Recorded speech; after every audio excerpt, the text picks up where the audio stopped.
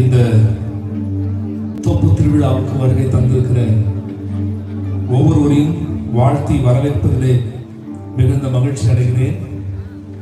சொன்னது போல இந்த கேஜிஎஃப் பட்டணம் எனக்கு புதிதல்ல, ஏற்கனவே அறிமுகமான ஒரு பட்டணம். அது யாரால் என்று நான் சொல்லுகிறேன். விசேஷமாக இந்த தோப்பு திருவிழாவுக்கு என்னை அழைத்து பயன்படுத்தி கொண்டிருக்கிற மதிப்பிற்குரிய அருமையான ஆயர் எபி ஆசீர்வாதம் ஐயா அவர்களுக்காகவும், செக்ரட்டரி தேவ அன்பு அவர்களுக்காகவும், எக்ஸிக்யூட்டிவ் கமிட்டி மெம்பராக இருக்கிற பிரதர் ஞானதாஸ் ஐயா அவர்களுக்காகவும், மற்றும் வந்திருக்கிற அனைத்து ஆயர் பெருமக்கள், விசுவாச பெருமக்கள், பிசி மெம்பர்ஸ் எல்லாரையும் வாழ்த்தி வரவேற்பதிலே மிகுந்த மகிழ்ச்சி. அருமையான பொருளாளர் சவுந்தரராஜ் ஐயா அவர்களையும் நான் இயேசுவின் நாமத்தினாலே வாழ்த்தி அவர்களுக்கு நன்றியை நான் தெரிவித்துக் கொள்கிறேன். இந்த நாளிலே இந்த கூட்டத்துக்கு அல்லது இந்த நிகழ்வுக்கு என்னை அறிமுகப்படுத்தி வைத்த அங்கிள் பிரேம்குமார் அவர்களுக்காகவும், அவருடைய துணைவியாராக இருக்கிற ஜாக்லின் பிரேம்குமார் ஆன்டி அவர்களுக்கும் இயேசுவின் நாமத்தினாலே ஸ்தோத்திரங்களையும் வாழ்த்துக்களையும் மனதார நான் தெரிவித்துக் கொள்கிறேன். நெடுநாளை அவருடைய எண்ணங்கள், அவருடைய ஆசைகள் இன்றைக்கு நிறைவேறி இருக்கிறது என்று நான் விசுவாசிக்கிறேன். நேற்றையே நான் அவர்கள் வீடுக்கு வந்துவிட்டேன். நேற்றிலிருந்து இன்று வரை எங்களை விசாரித்து எங்களை அன்போடு கூட ஆதரித்து வருகிற அவர்களுக்கு என்னுடைய மனதார நன்றியை நாங்கள் தெரிவித்துக் கொள்கிறோம். நீங்கள்லாம் 3 நாளாக ரொம்ப கலைச்சு போயிருக்கிறீங்கன்னு நான் நினைக்கிறேன். உங்கள் மகள்லாம் பார்த்தா ரொம்ப வாடி போய் அப்படிலாம் இல்லைல்ல. அப்படின்னா அப்படி கையை உயர்த்தி ஒரு அல்லேலூயா சொன்னீங்கன்னா நீங்கள் ரொம்ப சந்தோஷமாக இருக்கிறீங்கன்னு நான் நினைக்கிறேன். அல்லேலூயா, ரைட். உண்மையாகவே இது ஒரு சந்தோஷமான ஒரு நாள். அனைவரும் கூடி வந்து இப்படிப்பட்ட ஒரு நிகழ்வில் கலந்து கொள்வது, உங்களுடைய உற்சாகமான காரியங்களை நீங்கள் செயல்படுத்துவது, நிறைய நிகழ்ச்சியில நீங்கள் கலந்து கொண்டீங்க நான் கேள்விப்பட்டேன். இப்பொழுது ரொம்ப அழகாக பாட்டெலாம் பாடினாங்க, நல்ல அழகான இசையெல்லாம் வாசித்து கொண்டிருக்கிறீர்கள். எல்லாரையும் நான் வாழ்த்துகிறேன், வரவேற்கிறேன். நிச்சயமாகவே இந்த கூட்டங்கள் உங்களுக்கு ஆசீர்வாதமாக இருந்திருக்கும் நான் நம்புகிறேன். இது கடைசி நாள் கூட்டமாக இருக்கிறதுனால வெறுமையாய் ஆண்டவர் ஒருவரையும் அனுப்புகிற தேவன் அல்லவே அல்ல. ஒரு அல்லேலூயா. வேதம் சொல்கிறது, 3 நாள் தேவனுடைய பாதத்தில் அமர்ந்திருந்த ஒரு கூட்டத்தை பார்த்து ஆண்டவர் உண்மையாகவே பரிதாபப்படுகிறார். இவர்களுக்கு போகிற வழியில் எதுவும் கிடைக்காதே என்று ஆண்டவர் வேதனைப்படுவதை பார்க்கிறோம். அவருக்கு முன்பாக கொண்டு வந்த 5 அப்பம் 2 மீனை ஆசீர்வதித்து போஷித்தார் என்று வேதம் சொல்லுகிறது. ஆமென்.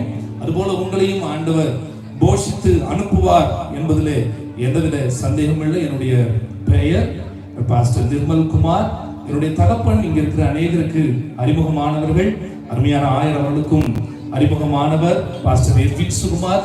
கடந்த 2004 வருஷத்துல ஒரு பெரிய கிரிட்டிக்கலான ஒரு சிச்சுவேஷன். அது என்ன அப்படின்னா, அவருடைய 2 கிட்னியும் ஃபெயிலியர் ஆனது. பல ஆண்டுகளாய் தேவனுடைய ஊழியத்துல அவர்கள் இருக்கிறார்கள். 1991 ஆண்டு சென்னை பகுதியிலிருந்து மிஷனரியாக ஷோலிங்கர் பகுதிக்கு, வேலூர் மாவட்டமாக இருந்த அன்றைய வேலூர் மாவட்டமாக இப்பொழுது ராணிப்பேட்டை மாவட்டம், அங்கே மிஷனரியாக ஊழியத்துக்கு வந்தவர். தொடர்ந்து அவர் பலவீனப்பட்டு வந்ததை அவரே கண்டுகொள்ளாத பட்சத்தில் 2004 வருஷத்துல ஒரு பெரிய ஆபத்துக்குள் அவர் கடந்து போனார். ஆனாலும் ஆண்டுடைய பெரிதான கிருபை, சிஎம்சி மருத்துவமனையில சிகிச்சைக்காக போகும்பொழுது டாக்டர் சொன்ன ஒரு காரியம், இந்த கிட்னி ரெண்டு கிட்னியும் ஃபெயிலியர் ஆனதுனால உங்களால தொடர்ந்து சர்வை பண்ண முடியாது. யாராவது கிட்னி கொடுக்கறதுக்கு முன் வந்தா நல்லா இருக்கும், உங்களுடைய சொந்த பந்தங்களை நீங்க கூட்டிட்டு வாங்கணும் போது, அப்பாவோட குழந்த பிறந்தவங்க 7 பேர், யாராலையும் கிட்னி கொடுக்க முன் வர முடியல. எல்லாருக்கும் ஒரு பலவீனங்கள். ஆனால் ஆண்டவர் என்னுடைய தகப்பனுக்கு கொடுத்த துணைவியார், என்னுடைய தாயார் அவர்கள் முன் வந்து அவர்கள் சொன்ன ஒரு காரியம், நான் மகிழ்ச்சியாக என்னுடைய ஒரு கிட்னியை நான் கொடுக்கிறேன் என்று சொல்லி 2004 வருஷத்துல மனமும் வந்து ஒரு கிட்னி அவர்கள் கொடுத்தார்கள். கிட்னி ஆபரேஷன் பண்ணி டிரான்ஸ்பிளான்ட் பண்ணி ஏறக்குறைய 20 ஆண்டுகள் ஜீவனோடு வாழ்ந்து இதுவரை சாட்சியாக இருக்க கர்த்தர் உதவி செய்து கொண்டே இருக்கிறார். அநேகருக்கு ஆசீர்வாதமாக கர்த்தர் வைத்திருக்கிறார். ஆகவே அவரை இந்த நேரத்தில் நினைவு கூர்ந்து எங்களெல்லாம் கிறிஸ்துவுக்குள்ள வளர்ப்பதற்கு என்னுடைய தாயும் தகப்பனும் எடுத்துக்கொண்ட முயற்சிகள் மேன்மையானது. ஆகவே அதை நினைத்து கர்த்தருக்கு நான் நன்றி செலுத்துகிறேன். என்னோடு கூட என்னுடைய துணைவியார் வந்திருக்கிறார்கள். ரோஸ்லின் நிர்மல் அவர்கள் மேடைக்கு வருவார்கள். நாங்கள் இருவரும் இணைந்து ஒரு பாடலை பாடப்போகிறோம், பாட விருப்பமாக இருக்கிறோம். அதற்கு முன்பாக ஒரு காரியத்தை நான் சொல்லிவிட விரும்புகிறேன். அது என்னவென்றால், எனக்கு இசை என்னன்னு தெரியாது. ஏன்னா நாங்க இருக்கிற ஒரு பகுதி ரொம்ப வறட்சியான ஒரு பகுதி. ஏதாவது தேவைன்னா இந்த பக்கம் போனா ஒரு 10 கிலோமீட்டர், இந்த பக்கம் போனா ஒரு 10 கிலோமீட்டர், நடுவில் நாங்க இருக்கிறதுனால பெருசா எதையும் தெரிந்து கொள்ள முடியாது. எதையாவது பெரிய ஒரு பட்டணத்துக்கு போனோம்னா அங்கிருந்து 50 கிலோமீட்டர் நாங்கள் பயணப்பட்டு போக வேண்டும் அந்த நாட்கள்ல. இப்பொழுது ஓரளவுக்கு வளர்ச்சி அடைந்திருந்தாலும் அந்த நாட்கள்ல ரொம்ப கடினமான ஒரு நாட்கள். இசையின் மேல அவ்வளவு ஆர்வம், பாட முடியாதா அல்லது இசை வாசிக்க முடியாதா என்று ஏங்கின நாட்கள் உண்டு. நீங்கெல்லாம் கல்யாணத்துக்கு போனா கல்யாண மாப்பிள்ளையும் பொண்ணையும் பார்ப்பீங்க, அப்படித்தானே இல்லையா? இப்படி ஏதாவது ஒன்று சொல்லுங்க. ஆமால, நான் மியூசிக் வாசிக்கும் தான் பார்க்க போவேன். ஏன்னா எனக்கு ரொம்ப ஆர்வம் ஜாஸ்தி. நான் கல்யாணத்தில் தொலைஞ்சிட்டா கூட கவலைப்படவே மாட்டாங்க. ஏன் அப்படின்னா நேரம் வந்து மியூசிக் வாசிக்கிற இடத்துல பிடிச்சிட்டு வந்துருவாங்க. இப்போதானே கீபோர்ட்லாம், அப்பெல்லாம் பேண்டு வாத்தியம், அதனால அங்கே வெளியே இருப்பேன். அப்படிதான் நான் பார்த்து இந்த காரியங்கள் ஆண்டவர் சின்ன வயசுலேயே அப்படிப்பட்ட ஒரு இசை ஞானத்தை ஆர்வத்தை கொடுத்தார். நான் எங்கும் வகுப்புக்கு போகவில்லை. ஆனால் இன்றைக்கு ஆண்டுடைய கிருபையிலே அநேக பாடல்களை இயற்றவும் அதற்கு இசையமைக்கவும் அநேக பாடல்கள் எழுதினவர்களுக்கு இசையமைக்கவும் கர்த்தர் இதுவரை கிருபை செய்திருக்கிறார். இது தேவனுடைய சுத்த கிருபை. ஆகவே நான் எழுதின ஒரு பாடலை தேவனுக்கு முன்பாக அல்லது உங்களுக்கு முன்பாக பாடி தேவனுடைய நாமத்தை மகிமைப்படுத்த விரும்புகிறேன்.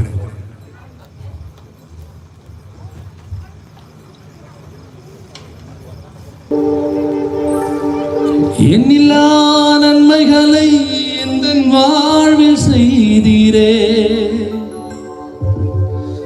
எத்தனையோ இருந்த போதும் என்னை தேடி வந்தீரே. நன்றியா உமக்கு, நன்றியா நன்றியா நன்றியா உமக்கு, நன்றியா.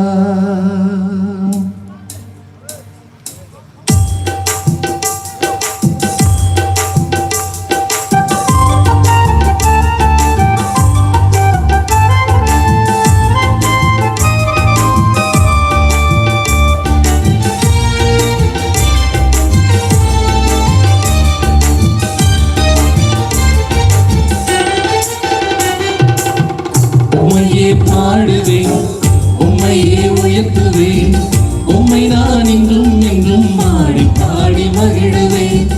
உம்மையே பாடுவேன், உம்மையே உயர்த்துவேன், உம்மை நான் இன்றும் என்றும் பாடி பாடி மகிழுவேன். எண்ணில்லா நன்மைகளை எந்த வாழ்வில் செய்தீரே, எத்தனையோ இருந்த போதும் என்னை தேடி வந்தீரே. எண்ணில்லா நன்மைகளை செய்தீரே, எத்தனையோ இருந்த போதும் என்னை தேடி வந்தீரே. நன்றியா உமக்கு, நன்றியா நன்றியா நன்றியா உமக்கு, நன்றியா நன்றியா உமக்கு, நன்றியா நன்றியா நன்றியா உமக்கு, நன்றியா.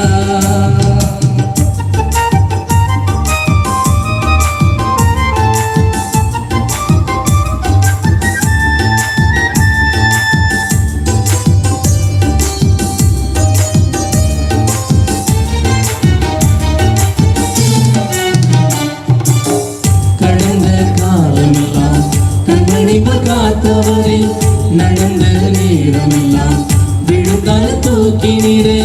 கடந்த காலமெல்லாம் கண்மணி காத்தவரே, நடந்த நேரமெல்லாம் விழுந்தால் தூக்கினீரே. யெகோவா ஷம்மாவா என்னோடு இருப்பவரே, யெகோவா ருவாவா என்னை மேய்ப்பரே. யெகோவா ஷம்மாவா என்னோடு இருப்பவரே, யெகோவா ருவாவாய் என்னை மேய்ப்பரே. உம்மை எப்படி பாடுவே, உந்தன் நன்மை எப்படி கூறுவே, உம்மை எப்படி பாடுவே, உந்தன் நன்மை எப்படி கூறுவே.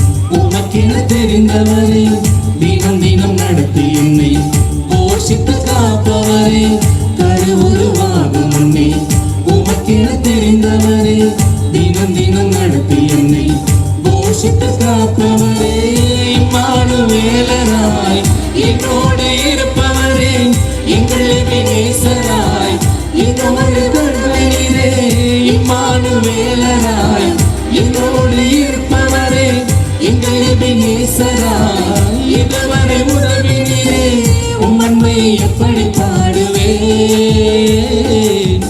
உந்தன் நன்மை எப்படி கூறுவேன், உம்மன்மை எப்படி பாடுவேன், உந்தன் நன்மை எப்படி கூறுவேன். உம்மையே பாடுவேன், உம்மையே உயர்த்துவேன், உம்மை நான் என்றும் என்றும் பாடி பாடி மகிழுவேன். உம்மையே பாடுவேன், உம்மையே உயர்த்துவேன், உம்மை நான் என்றும் என்றும் பாடி பாடி மகிழுவேன். எண்ணில்லா நன்மைகளை எந்த வாழ்வில் செய்தீரே, எத்தனையோ இருந்த போது என்னை தேடி வந்தீரே.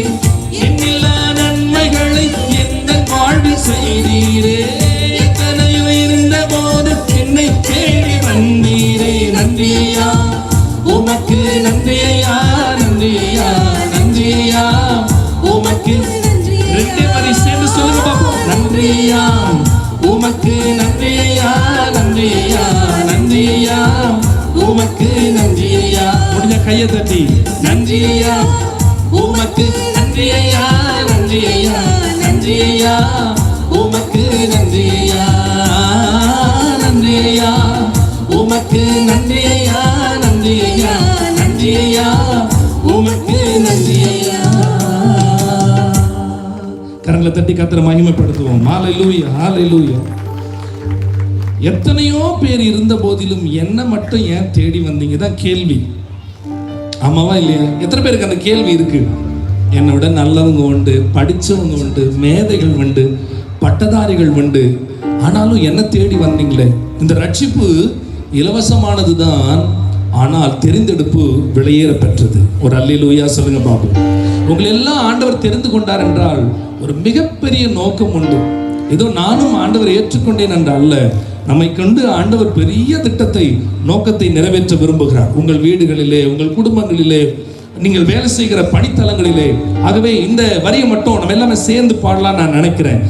எண்ணில்லா நன்மைகளை எந்த வாழ்வில் செய்தீரே, எத்தனையோ இருந்த போதும் என்னை தேடி. சொல்லுங்க பாப்பா. எண்ணில்லா, எண்ணில்லா நன்மைகளை எந்த வாழ்வில் செய்தீரே, எத்தனையோ இருந்த போதும் என்னை தேடி வந்தீரே. நன்றி ஐயா உமக்கு, நன்றி ஐயா நன்றி ஐயா நன்றி ஐயா உமக்கு. முடிஞ்ச கையத்தடி சேர்ந்து கமா. நன்றி ஐயா உமக்கு, நன்றி ஐயா நன்றி ஐயா நன்றி ஐயா உமக்கு. இந்த சத்தம் கேட்டா நல்லா இருக்கும். கமா.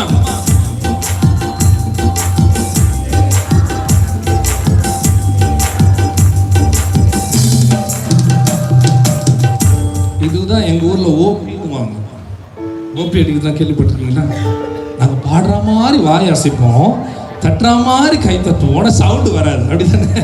எல்லாம் சேர்ந்து பாடுமா. நன்றி ஐயா உமக்கு, நன்றி ஐயா நன்றி ஐயா உமக்கு. சூப்பர் சூப்பர் சொல்லுங்க. நன்றி ஐயா உமக்கு, நன்றி ஐயா நன்றி ஐயா நன்றி ஐயா உமக்கு, நன்றி ஐயா. இன்னொரு முறை நீங்க மட்டும். இந்த பக்கம் கேட்கல நினைக்கிறேன். உமக்கு நன்றி ஐயா. இன்னொரு சொல்லுங்க. நன்றி நன்றி ஐயா உமக்கு, நன்றி ஐயா நன்றி ஐயா நன்றி ஐயா உமக்கு, நன்றி ஐயா. ஒரு அல்லேலூயா சொல்லுங்க. நம்ம ஆண்டவருக்கு நன்றி சொல்லவே வந்திருக்கிறோம். ஆமாவா இல்லையா? விசுவாசிக்கிறீங்களா?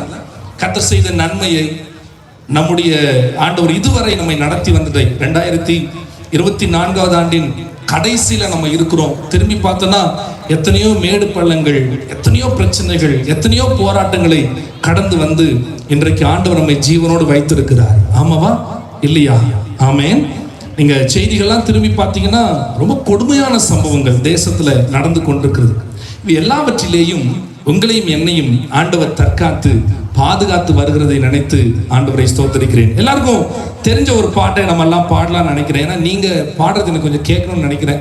உண்மையாவே சில்லுன்னு வேற இருக்கா, கொஞ்சம் அப்படி டைம் வேற அப்படியே ஆகுதா, நம்ம கண்ணெல்லாம் வேற அப்படி கொஞ்சம் அப்படி போகுமா, அப்புறம் இவ்வளோ நேரம் நடத்துறதுக்கு பிரயோஜனம் இல்லாமல் போயிருமா. கொஞ்சம் எல்லாரும் சேர்ந்து உம்மை நம்பி வந்தேன், நான் வெட்கப்படலை, உன் தயை என்னை கைவிடலை. எல்லாருக்கும் தெரிஞ்ச பாட்டு தான், நம்ம எல்லாரும் அதை பாடி இருக்கிறோமாகவே சேர்ந்து பாடும்.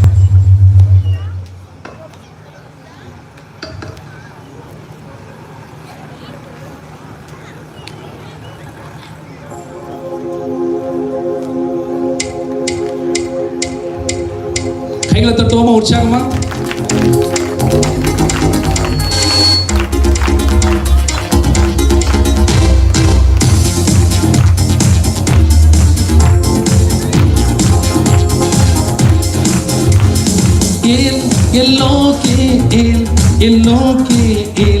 எல்லோக்கே உம்மை துதிப்பேன். எல்லோக்கே உம்மை துதிப்பேன். உம்மை நம்பி வந்தேன், நான் வெட்கப்படல. உந்தைய என்னை கைவிடல. சொல்லுவா, உம்மை நம்பி வந்தேன், நான் வெட்கப்படல. உந்தைய என்னை வெறுங்கையாய் நான் கடந்து வந்தேன்.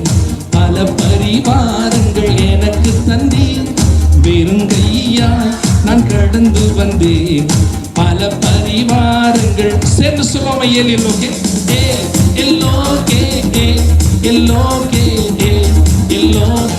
உம்மை துதிப்பேனே. எல்லோக்கே உம்மை துதிப்பேன். காயப்பட்டு நின்றேன், கண்ணீரில் சென்றேன், கலங்கின எனக்காக. சொல்லுவீங்களா சேர்ந்து? காயப்பட்டு நின்றேன், கண்ணீரில் சென்றேன், கலங்கின எனக்காக இறங்கி வந்தேன். உடன்படிக்கை என்னோடு செய்து இழந்திட்ட யாவையும் திரும்ப தந்தேன். உடன்படிக்கை என்னோடு செய்து இழந்திட்ட யாவையும் திரும்ப சேர்ந்து சொல்லுங்க. எல்லோக்கே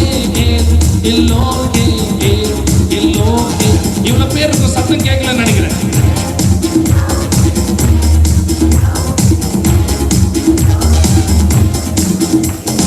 வேண்டினோர் எல்லாம் வீடை பெற்ற போதும் வேண்டியதெல்லாம் எனக்கு தந்தேன். வேண்டினோர் எல்லாம் வீடை பெற்ற போதும் வேண்டியதெல்லாம் எனக்கு தந்தேன்.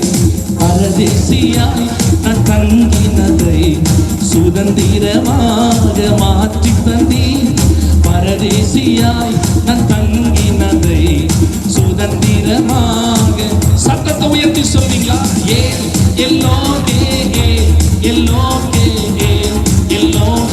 உம்மை துதிப்பேனே.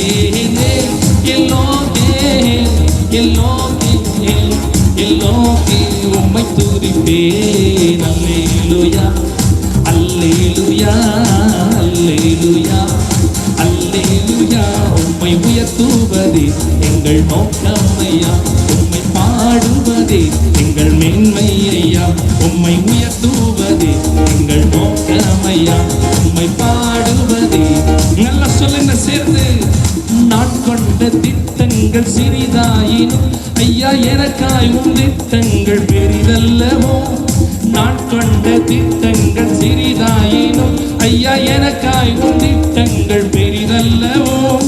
புழுதியில் இருந்து என்னை உயர்த்தினீரே, ராஜாக்களோடு அமர்த்தினீரே. புழுதியில் இருந்து என்னை உயர்த்தினீரே, ராஜாக்களோடு அமர்த்தினீரே. உந்தன் கிருபைகளை எண்ணி நான் பாடுவேன். உந்தன் மகிமைதனை நாம் சத்தம் உயர்த்தி சொல்லுங்க பாப்போம். அல்லேலூயா, அல்லேலூயா. உங்க சவுண்ட் கேட்கலையே? உயர்த்துவதே எங்கள் நோக்கமையா. உம்மை பாடுவதே. முடிஞ்ச கையை உயர்த்தி சொல்லுங்க பாப்போம். உம்மை உயர்த்துவதே.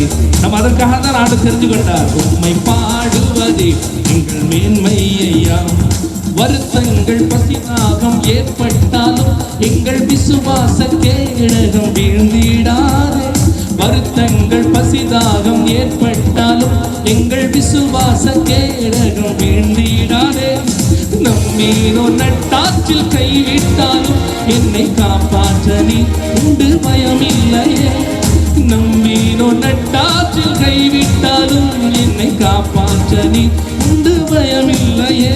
உந்தன் கிருபைகளை எண்ணி நான் பாடுவேன்.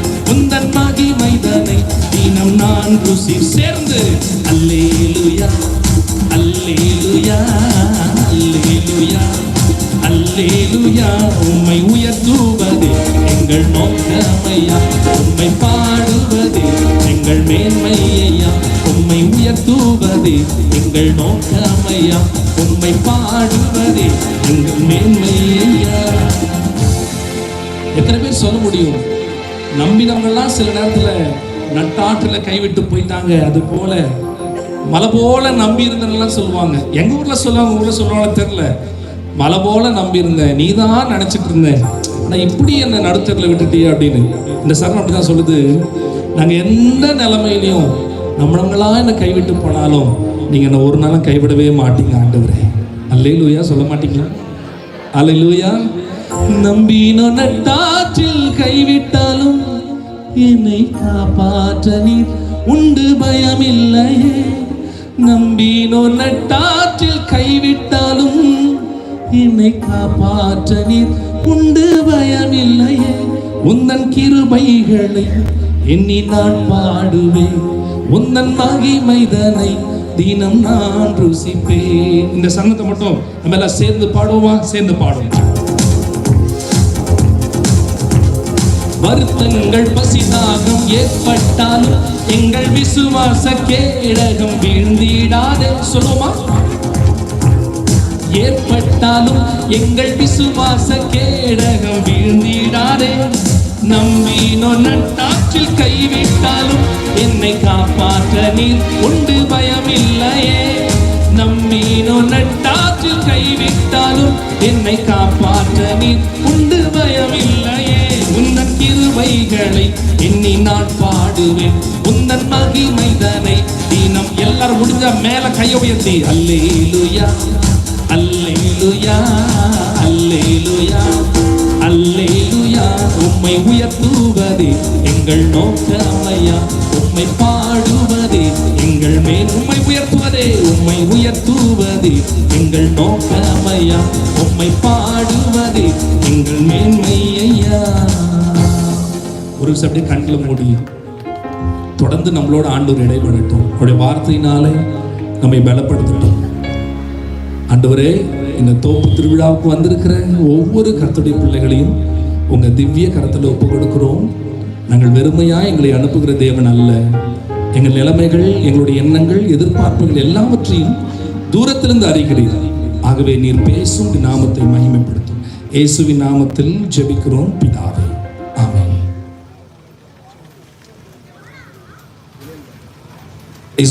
உங்களுக்கான தேவனுடைய வார்த்தையை சில காரியங்கள் உங்களோட பகிர்ந்து கொண்டு இடையிலே சில பாடல்களையும் பாட நான் விரும்புகிறேன்.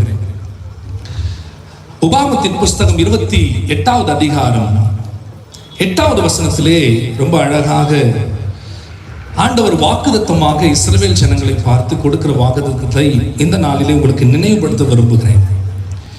உபாகமத்தின் புஸ்தகம் 28வது அதிகாரம் 8வது வசனம். கர்த்தர் உன் களஞ்சியங்களிலும் நீ கையிடும் எல்லா வேலைகளிலும் உனக்கு ஆசீர்வாதம் கட்டளையிடுவார். உன் தேவனாகிய கர்த்தர் உனக்கு கொடுக்கும் தேசத்திலே உன்னை ஆசீர்வதிப்பார். பக்கத்துல முடிஞ்சா அப்படி திரும்பி, கொஞ்சம் கஷ்டம் தான், அப்படி ரைட் சைடோ லெஃப்ட் சைடோ திரும்பி உன்னை ஆசீர்வதிப்பார்னு சொல்லுங்க பாப்போம். திரும்பிட்டீங்க, வெரி குட். சொல்லிட்டீங்களா? நல்ல எண்ணத்தோட சொன்னீங்களா? இல்ல நம்ம என்ன சொல்றோமோ அதுதான் நமக்கு திரும்பி வரும். நான் ஒரு இடத்துல அப்படிதான், நீ ஆசீர்வாதமா இருன்னு சொல்ல சொன்னேன். அவங்க நல்லா இரு அப்படின்னாங்க. எனக்கு என்னடா அது நல்லா இரு. அப்போதான் தெரிஞ்சது அவங்களுக்கு ஏதோ ஒன்று பிரச்சனை இருக்கு போல. ஆனா எங்க கேஜிஎஃப் மக்கள் உண்மையாவே ரொம்ப தங்கமானவங்க. சென்ட் மேத்யூஸ் சர்ச்சுக்கு வர்றவங்க இங்க எல்லாரும் ஒன்னா கூடி வந்திருக்கு, ரொம்ப தங்கமானவங்க நான் கேள்விப்பட்டேன். உங்களை இயேசுவின் நாமத்தினாலே வாழ்த்துக்கிறேன். கையை உயர்த்தி ஒரு அல்லேலூயா, சத்தமா ஒரு அல்லேலூயா. அப்போ உன் களஞ்சியங்களிலும் நீ கையிடும் எல்லா வேலைகளிலும் உனக்கு ஆசீர்வாதத்தை ஆண்டவர் கட்டளையிடுவார். சொல்லுவார் அல்ல, he command to bless. ஆண்டவர் கட்டளையிட்டு ஆசீர்வதிக்கிற தேவனாய் இருக்கிறார். இந்த கூட்டத்துக்கு வருகை தந்திருக்கிற உங்களையும் உங்கள் களஞ்சியங்களையும் நீங்கள் கையிடும் எல்லா வேலைகளிலும் ஆண்டவர் ஆசீர்வாதத்தை கட்டளையிடுவார் என்று இங்கிருந்து உங்களுக்கு ஆசீர்வாதத்தை நான் கூறுகிறேன். ரிசீவ் பண்றவங்க மட்டும் ஒரு ஆமேன்னு சொன்னீங்கன்னா போதும். உபாகமம் 28:12 இப்படி சொல்லுகிறது, ஏற்ற காலத்தில் உன் தேசத்தில் மழை பெய்யும், நீ கையிட்டு செய்யும் வேலைகள் எல்லாம் ஆசீர்வதிக்கவும், கர்த்தர் உனக்கு தமது நல்ல பொக்கிஷ சாலையை வானத்தை திறப்பார், நீ அநேகம் ஜாதிகளுக்கு கடன் கொடுப்பாய், நீயோ கடன் வாங்காதிருப்பாய். ஆமென். ஏற்ற காலத்திலே உன் தேசத்திலே மழை பெய்யும். ஒருவேளை சொல்லுவாங்க, உங்க காட்டுல மட்டும் என்ன பெஞ்சிருக்குது? எங்க ஊர்ல உங்க ஊர்ல சொல்லுவாங்களா? ஆமா, கொஞ்சம் எதனா வாய்ப்பு வந்துச்சா, நல்ல வாழ்க்கை கிடைச்சா சொல்லுவாங்க, உங்க காட்டுல மட்டும் என்ன பெய்யுதுப்பா? மழை பெய்யுதுப்பா, எங்க காட்டுல இல்லை அப்படின்வாங்க. இல்ல, நம்ம காட்டுல எல்லாத்துலயும் ஆசீர்வாத கட்ட விரும்புறார். ஒரு அல்லேலூயா. உங்கள் குடும்பங்களிலே, நீங்கள் கைது செய்கிற வேலைகளிலே, உங்கள் தனிப்பட்ட வாழ்க்கையிலே, நீங்கள் புறப்பட்டு போகிற தேசத்திலே, குடியிருக்கிற இடங்களிலே உங்களை ஆண்டவர் ஆசீர்வதிக்க விரும்புகிறார். ஆமென். எப்படி ஆசீர்வதிப்பாராம்? வசனம் சொல்லுகிறது, கர்த்தர் உனக்கு தமது நல்ல பொக்கிஷ சாலையாகிய வானத்தை திறப்பார். எங்கிருந்து ஆசீர்வாதம் வருமா? அவருடைய பொக்கிஷ சாலையிலிருந்து ஆசீர்வாதத்தை கொடுப்பேன்னு சொல்லி இருக்கிறார். ஆமென் சொல்லுங்களேன். வானமும் பூமியும் யாருடையது? கர்த்தருடையது. அதன் நிறைவெல்லாம் கர்த்தருடையது. ஒருவேளை யோசிக்கலாம், ஐயா நானும் எவ்வளோ பிரயாசப்படுறேன், நானும் எவ்வளோ வேலைகளுக்கு போறேன், என்னால நிரந்தரமான ஒரு வேலையில் இருக்க முடியல, ஒருவேளை நானும் முயற்சி பண்ணி சேர்த்து வைக்கணும்னு நினைக்கிறேன், என்னால முடியல அப்படின்னா, ஆண்டவர் இன்றைக்கு உங்களுக்காக அல்லது நமக்காக வானத்தின் பலகணிகளை திறந்து, பொக்கிஷ சாலையை திறந்து உன்னை ஆசீர்வதிக்க அவர் விரும்புகிறார். ஒரு அல்லேலூயா சொல்லுங்களேன். எப்படின்றது அவிசுவாசம், ஆமேன்னு சொல்றது விசுவாசம். ஆமேனா எப்படியா? நீங்களே சொல்லுங்க எப்படின்னு. அல்லேலூயா. ஆமேன் என்றால் ஆண்டவர் நிச்சயமாகவே விசுவாசிக்கிறவர்களுக்கு எல்லாம் கூடும் என்று வசனம் சொல்லுகிறது. எனக்கு தெரியாது ஆண்டவரே, காற்றையும் காண மாட்டேன், மழையும் பார்க்க மாட்டேன், ஆனா வாய்க்கால்கள் தண்ணீரால் நிரப்பப்படும். ஏன்னா நீங்களும் நானும் சாதாரணமான ஆண்டவரை வணங்கவில்லை. நம்மை கர்ப்பத்திலே, தாயின் கர்ப்பத்திலே உற்பத்தி ஆன நாள் முதல் நம்மை பெயர் சொல்லி அழைத்து தெரிந்து கொண்ட நல்ல தேவனாய் இருக்கிறார். ஒரு அல்லேலூயா. அப்படி என்றால் ஆண்டவர் தம்முடைய ஜனங்களை, தம்முடைய மக்களை வெறுமையாய் அனுப்புகிற தேவன் அல்லவே அல்ல. வானத்தின் பொக்கிஷ சாலையை திறந்து ஆசீர்வதிக்கிற தேவனாய் இருக்கிறார். சங்கீதம் 121:1 எல்லாருக்கும் தெரியும். 1:2 எனக்கு ஒத்தாசை வரும்.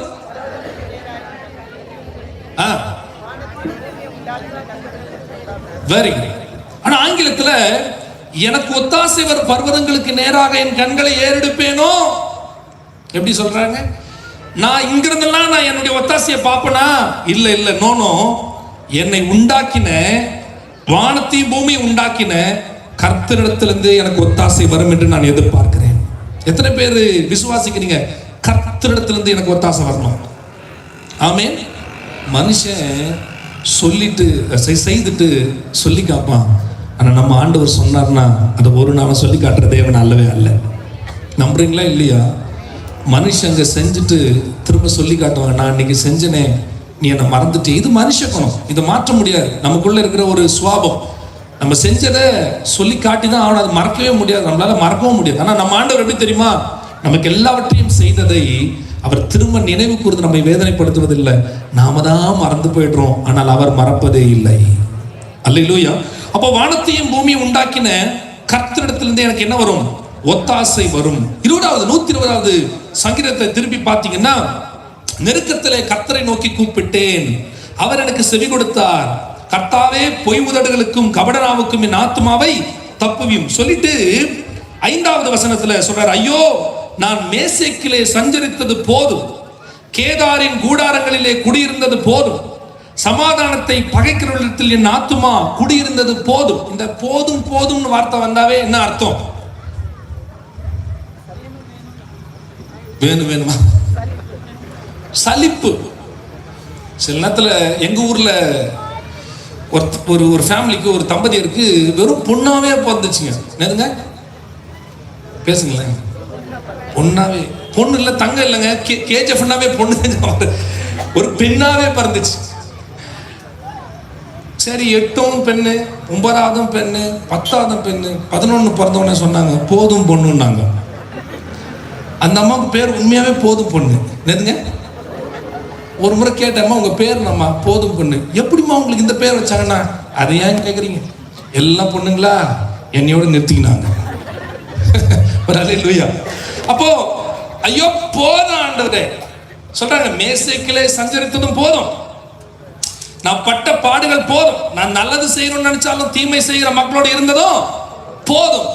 அப்படிப்பட்ட நேரத்துல தான் இவங்க ஆண்டவரை நோக்கி கூப்பிடுற அந்த சங்கீதத்தின் அந்த வெளிப்பாடு தான் 121ஆம் சங்கீதம். நான் வேற யார்கிட்டும் என்னுடைய ஒத்தாசை எதிர்பார்க்கல, கர்த்தரிடத்திலிருந்து எனக்கு ஒத்தாசை எதிர்பார்க்கிறேன். கைகளை உயர்த்தி ஒரு அல்லேலூயா சொல்லுங்க. எப்பொழுது வானத்தின் பொக்கிஷ சாலை திறக்கப்படும்? யாருக்காக இந்த வானம் திறக்கப்படுகிறது? எல்லாருக்காகவும் இந்த வானம் திறக்கப்படுகிறதா என்று சிந்தித்து பார்த்தால் வேதம் மிக தெளிவாக ஒன்றை நமக்கு கற்பிக்கிறது. லூக்கா எழுதின சுவிசேஷத்தின் புஸ்தகம் 3வது அதிகாரம் 21ஆம் வசனம். ஜனங்கள் எல்லாரும் ஞானஸ்தானம் பெற்ற போது இயேசுவும் ஞானஸ்தானம் பெற்று, சொல்லுங்க அந்த லைன், ஜெபம் பண்ணுகையில். சொல்ல முடியுமா? 21ஆம் வசனம். ஜனங்கள் எல்லாரும் ஞானஸ்தானம் பெற்ற போது இயேசுவும் ஞானஸ்தானம் பெற்று ஜெபம் பண்ணுகையில். நமக்கெல்லாம் கூட ஞானஸ்தானம் நம்ம பெற்றுக்கொள்றோம். பொதுவாகவே ஞானஸ்தானம் பெறதுக்கு முன்னாடி பல ஆயத்தங்களை நம்ம எடுக்கிறோம். ஆனா ஞானஸ்தானம் அன்னைக்கு யார் ஜெபம் பண்ணுவாங்கன்னா, நமக்காக ஆயர் பெருமக்கள் தான் ஜெபம் பண்ணுவாங்க. அப்படித்தானே? ஆயர்கள் தான் ஜெபம் பண்ணி நமக்கு ஞானஸ்தானம் கொடுப்பாங்க. ஆனா இங்க ஞானஸ்தானம் பெறுகிற இயேசு ஜெபிக்கிறார், அப்பொழுது வானம் திறக்கப்படுகிறது. பொதுவாகவே யார் ஜெபிக்க வேண்டும்? ஞானஸ்தானம் பெறுகிறவர்கள் ஜெபிக்க வேண்டும். ஆண்டவரே, என்னை பாவத்திலிருந்து விடுதலையாக்கி என்னை ரட்சித்திரே, என் குறைகள் குற்றங்களை என்னை கழுவி மீட்டெடுத்திரே, உங்களுடைய பிள்ளையாக மாறுவதற்கு எனக்கு பாக்கியத்தையும் ஸ்லாக்கியத்தையும் கொடுத்திரே.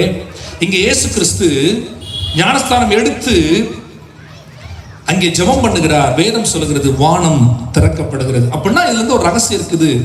எப்பெல்லாம் தம்முடைய பிள்ளைகள் ஜெபிக்கிறார்களோ அப்பொழுதெல்லாம் வானம் திறக்கப்படுகிறது. ஆமென் சொல்வீங்களா? நான் எதிர்பார்க்கிறேன். அல்லேலூயா. சின்ன ஜெபமோ பெரிய ஜெபமோ, ஆனா ஜெபிச்சீங்கன்னா வானம் திறக்கப்படுகிறது. யாருக்காக வானம் திறக்கப்படுகிறது? ஜெபிக்கிறவர்களுக்காக மட்டுமே வானம் திறக்கப்படுகிறது. உண்மையாய் தம்மை நோக்கி கூப்பிடுகிற யாவருக்கும் கர்த்தர் சமீபமாய் இருக்கிறார் என்று வசனம் சொல்கிறது. உண்மையா யாரெல்லாம் ஆண்டவர் நோக்கி கூப்பிடுறாங்களோ அவளுக்கு சமீபமாய் கர்த்தர் இருக்கிறார். யாக்கோபின் புஸ்தகத்துல 5வது அதிகாரம் நீங்கள் 13, 14, 15, 16 வாசிக்கும் பொழுது இந்த ஒவ்வொரு வசனத்திலும் ஜெபம் பண்ண கடவன், ஒருவன் துன்பப்பட்டால் ஜெபம் பண்ண கடவன், வியாதிப்பட்டால் ஜெபம் பண்ண கடவன், விசுவாசம் உள்ள ஜெபம், நீங்கள் சொஸ்தமடையும்படி ஜெபியுங்கள் என்றெல்லாம் சொல்லப்பட்டு 17ஆம் வசனத்துல எலியா என்பவன் நம்மை போல பாடுள்ள மனுஷனாய் இருந்தும் மழை பெய்யாதபடிக்கு கருத்தாய் ஜெபம் பண்ணினான். அப்பொழுது 3 வருஷம் 6 மாதமும் பூமியின் மேல் மழை பெய்யவில்லை. ஒரு அல்லேலூயா. இதே எலியா ஆண்டவரை நோக்கி கூப்பிடும் பொழுது, உங்களுக்கு எல்லாம் அந்த சம்பவத்தை நான் விளக்கி சொல்ல வேண்டிய அவசியம் இல்லை. எலியா ஆண்டவரை நோக்கி கூப்பிடும் பொழுது இந்த பக்கம் இஸ்ரவேல் ஜனங்கள், இந்த பக்கம் ஆண்டவரை அறியாத ஒரு கூட்டம் நடுவிலே நின்று அங்கே ஆண்டவரை நோக்கி கூப்பிடுகிறார். வானத்திலிருந்து அக்கினி புறப்பட்டு வந்தது என்று வேதம் சொல்லுகிறது. ஒரு அல்லேலூயா சொல்லுங்களேன். ஜெபிக்கும் பொழுது என்ன நடக்கிறது? நமக்காக நம்முடைய தேவன் வானத்தை திறந்து ஆசீர்வாதங்களை கொடுக்கிறார். யாரெல்லாம் ஜெபிக்கிறீங்களோ, அது எளிமையான ஜெபமோ அது வல்லமையுள்ள ஜெபமோ அது எனக்கு தெரியாது, ஆனா ஜெபிச்சா கர்த்தர் ஜெபத்தை கேட்கிறார். நம்புறவங்க மட்டும் ஒரு அல்லேலூயா. அதுக்கு ஒரு அத்தாட்சி ஒன்று சொல்றேன். ஒரு வன்மை நோக்கி கூப்பிடுகிற யாவருக்கும் கர்த்தர் சமீபமாய் இருக்கிறார். வானத்தின் பொக்கிஷ சாலையை நமக்காக திறந்து வைக்க அவர் வல்லவராய் இருக்கிறார். ஆமென் சொல்லுங்க பார்ப்போம். அவர் எப்படிப்பட்ட தேவன் என்று ஒரு பாடல் இப்படி சொல்லுகிறது.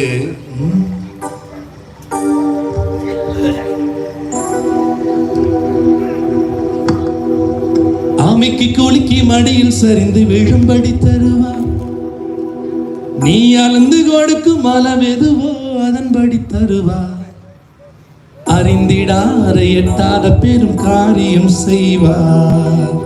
எத்தனை பேருக்கு இந்த பாட்டு எனக்கு தெரியும் தெரியல, என் கூட சேர்ந்து பாடுங்க, ரொம்ப நல்லா இருக்கும். கேட்டதையெல்லாம் தருவார் இயேசு ராஜனே, கேளாததும் தருவார் நித்திய தேவனே. கேட்டதையெல்லாம் தருவார் இயேசு ராஜனே. கேளாததும் தருவார் நித்திய தேவனே. அமிக்கி கூலிக்கு மடியில் சரிந்து விழும்படி தருவார். அமிக்கி கூலிக்கு மடியில் சரிந்து விழும்படி தருவார். நீ அளந்து கொடுக்கும் அளவெதுவோ அதன்படி தருவார்.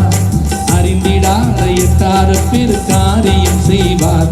நீ அறிந்திடாத எட்டாத பெரு காரியம் செய்வார்.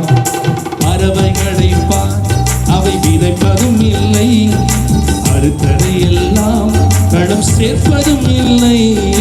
பறவைகளை பார், அவை விதைப்பதும் இல்லை, அறுத்ததை எல்லாம் களம் சேர்ப்பதும் இல்லை. பசியோடு பறந்த பறவை பார்த்ததில்லையே, இழை போட்டும் பரமன் இயேசு துணை இருக்கையிலே. பசியோடு பறந்த பறவை பார்த்ததில்லையே, இழை போட்டும் பரமன் இயேசு துணை இருக்கையிலே. இழை போட்டும் பரமன் இயேசு துணை இருக்கையிலே. கேட்டனையெல்லாம் தருவார் இயேசு ராஜனே. கேளாததும் தருவார் நித்திய தேவனே. கேட்டதையெல்லாம் தருவார் இயேசு ராஜனே. கேளாததும் தருவார் நித்திய தேவனே. அமிக்கி கூலிக்கு மடியில் சரிந்து விழும்படி தருவார். அமிக்கி கூலிக்கு மடியில் சரிந்து விழும்படி தருவார். நீ அளந்து கொடுக்கும் அளவெதுவோ அதன்படி தருவார். அறிந்திடாத எட்டாத பெரு காரியம் செய்வார். நீ அறிந்திடாத எட்டாத பெரு காரியம் செய்வார். வண்ணம் மலர்களை பார், அவை விற்பதும் இல்லை, தன் உடைகளுக்காக அவை நூற்பதும் இல்லை. வண்ணம் மலர்களை பார், அவை உழைப்பதும் இல்லை, நம் உடைகளுக்காக அவை நூற்பதும் இல்லை. அவை போல அழகுமே நீ பார்த்ததில்லையே, சாலமோனும் அது போல அணிந்ததில்லையே. அவை போல அழகுமே நீ பார்த்ததில்லையே, சாலமோனும் அது போல அணிந்ததில்லையே. சாலமோனும் அது போல அணிந்ததில்லையே. கேட்டதையெல்லாம் தருவார் இயேசு ராஜனே. கேளாததும் தருவார் நித்திய தேவனே. கேட்டதையெல்லாம் தருவார் இயேசு ராஜனே. கையை தட்டி கேளாததும் தருவார் நித்திய தேவனே. அமிக்கி கூலிக்கு மடியில் சரிந்து விழும்படி தருவார். அமிக்கி கூலிக்கு மடியில் சரிந்து விழும்படி தருவார். நீ அளந்து கொடுக்கும் அளவெதுவோ அதன்படி தருவார். அறிந்திடாத எட்டாத பெரு காரியம் செய்வார். நீ அறிந்திடாத எட்டாத பெரு காரியம் செய்வார். கேட்டதையெல்லாம் தருவார் இயேசு ராஜனே. கேளாததும் தருவார் நித்திய தேவனே. எத்தனை பேர் விசுவாசிக்கிறீங்க? கேட்டதையும் தருவார்,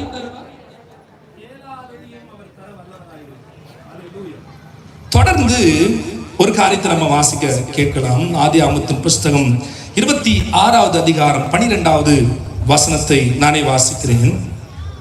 ஈசாக்கு அந்த தேசத்தில் விதை விதைத்தான். கர்த்தர் அவனை ஆசீர்வதித்ததினாலே அந்த வருஷத்தில் 100 மடங்கு பலன் அடைந்தான் என்று வேதம் சொல்லுகிறது. அல்லேலூயா.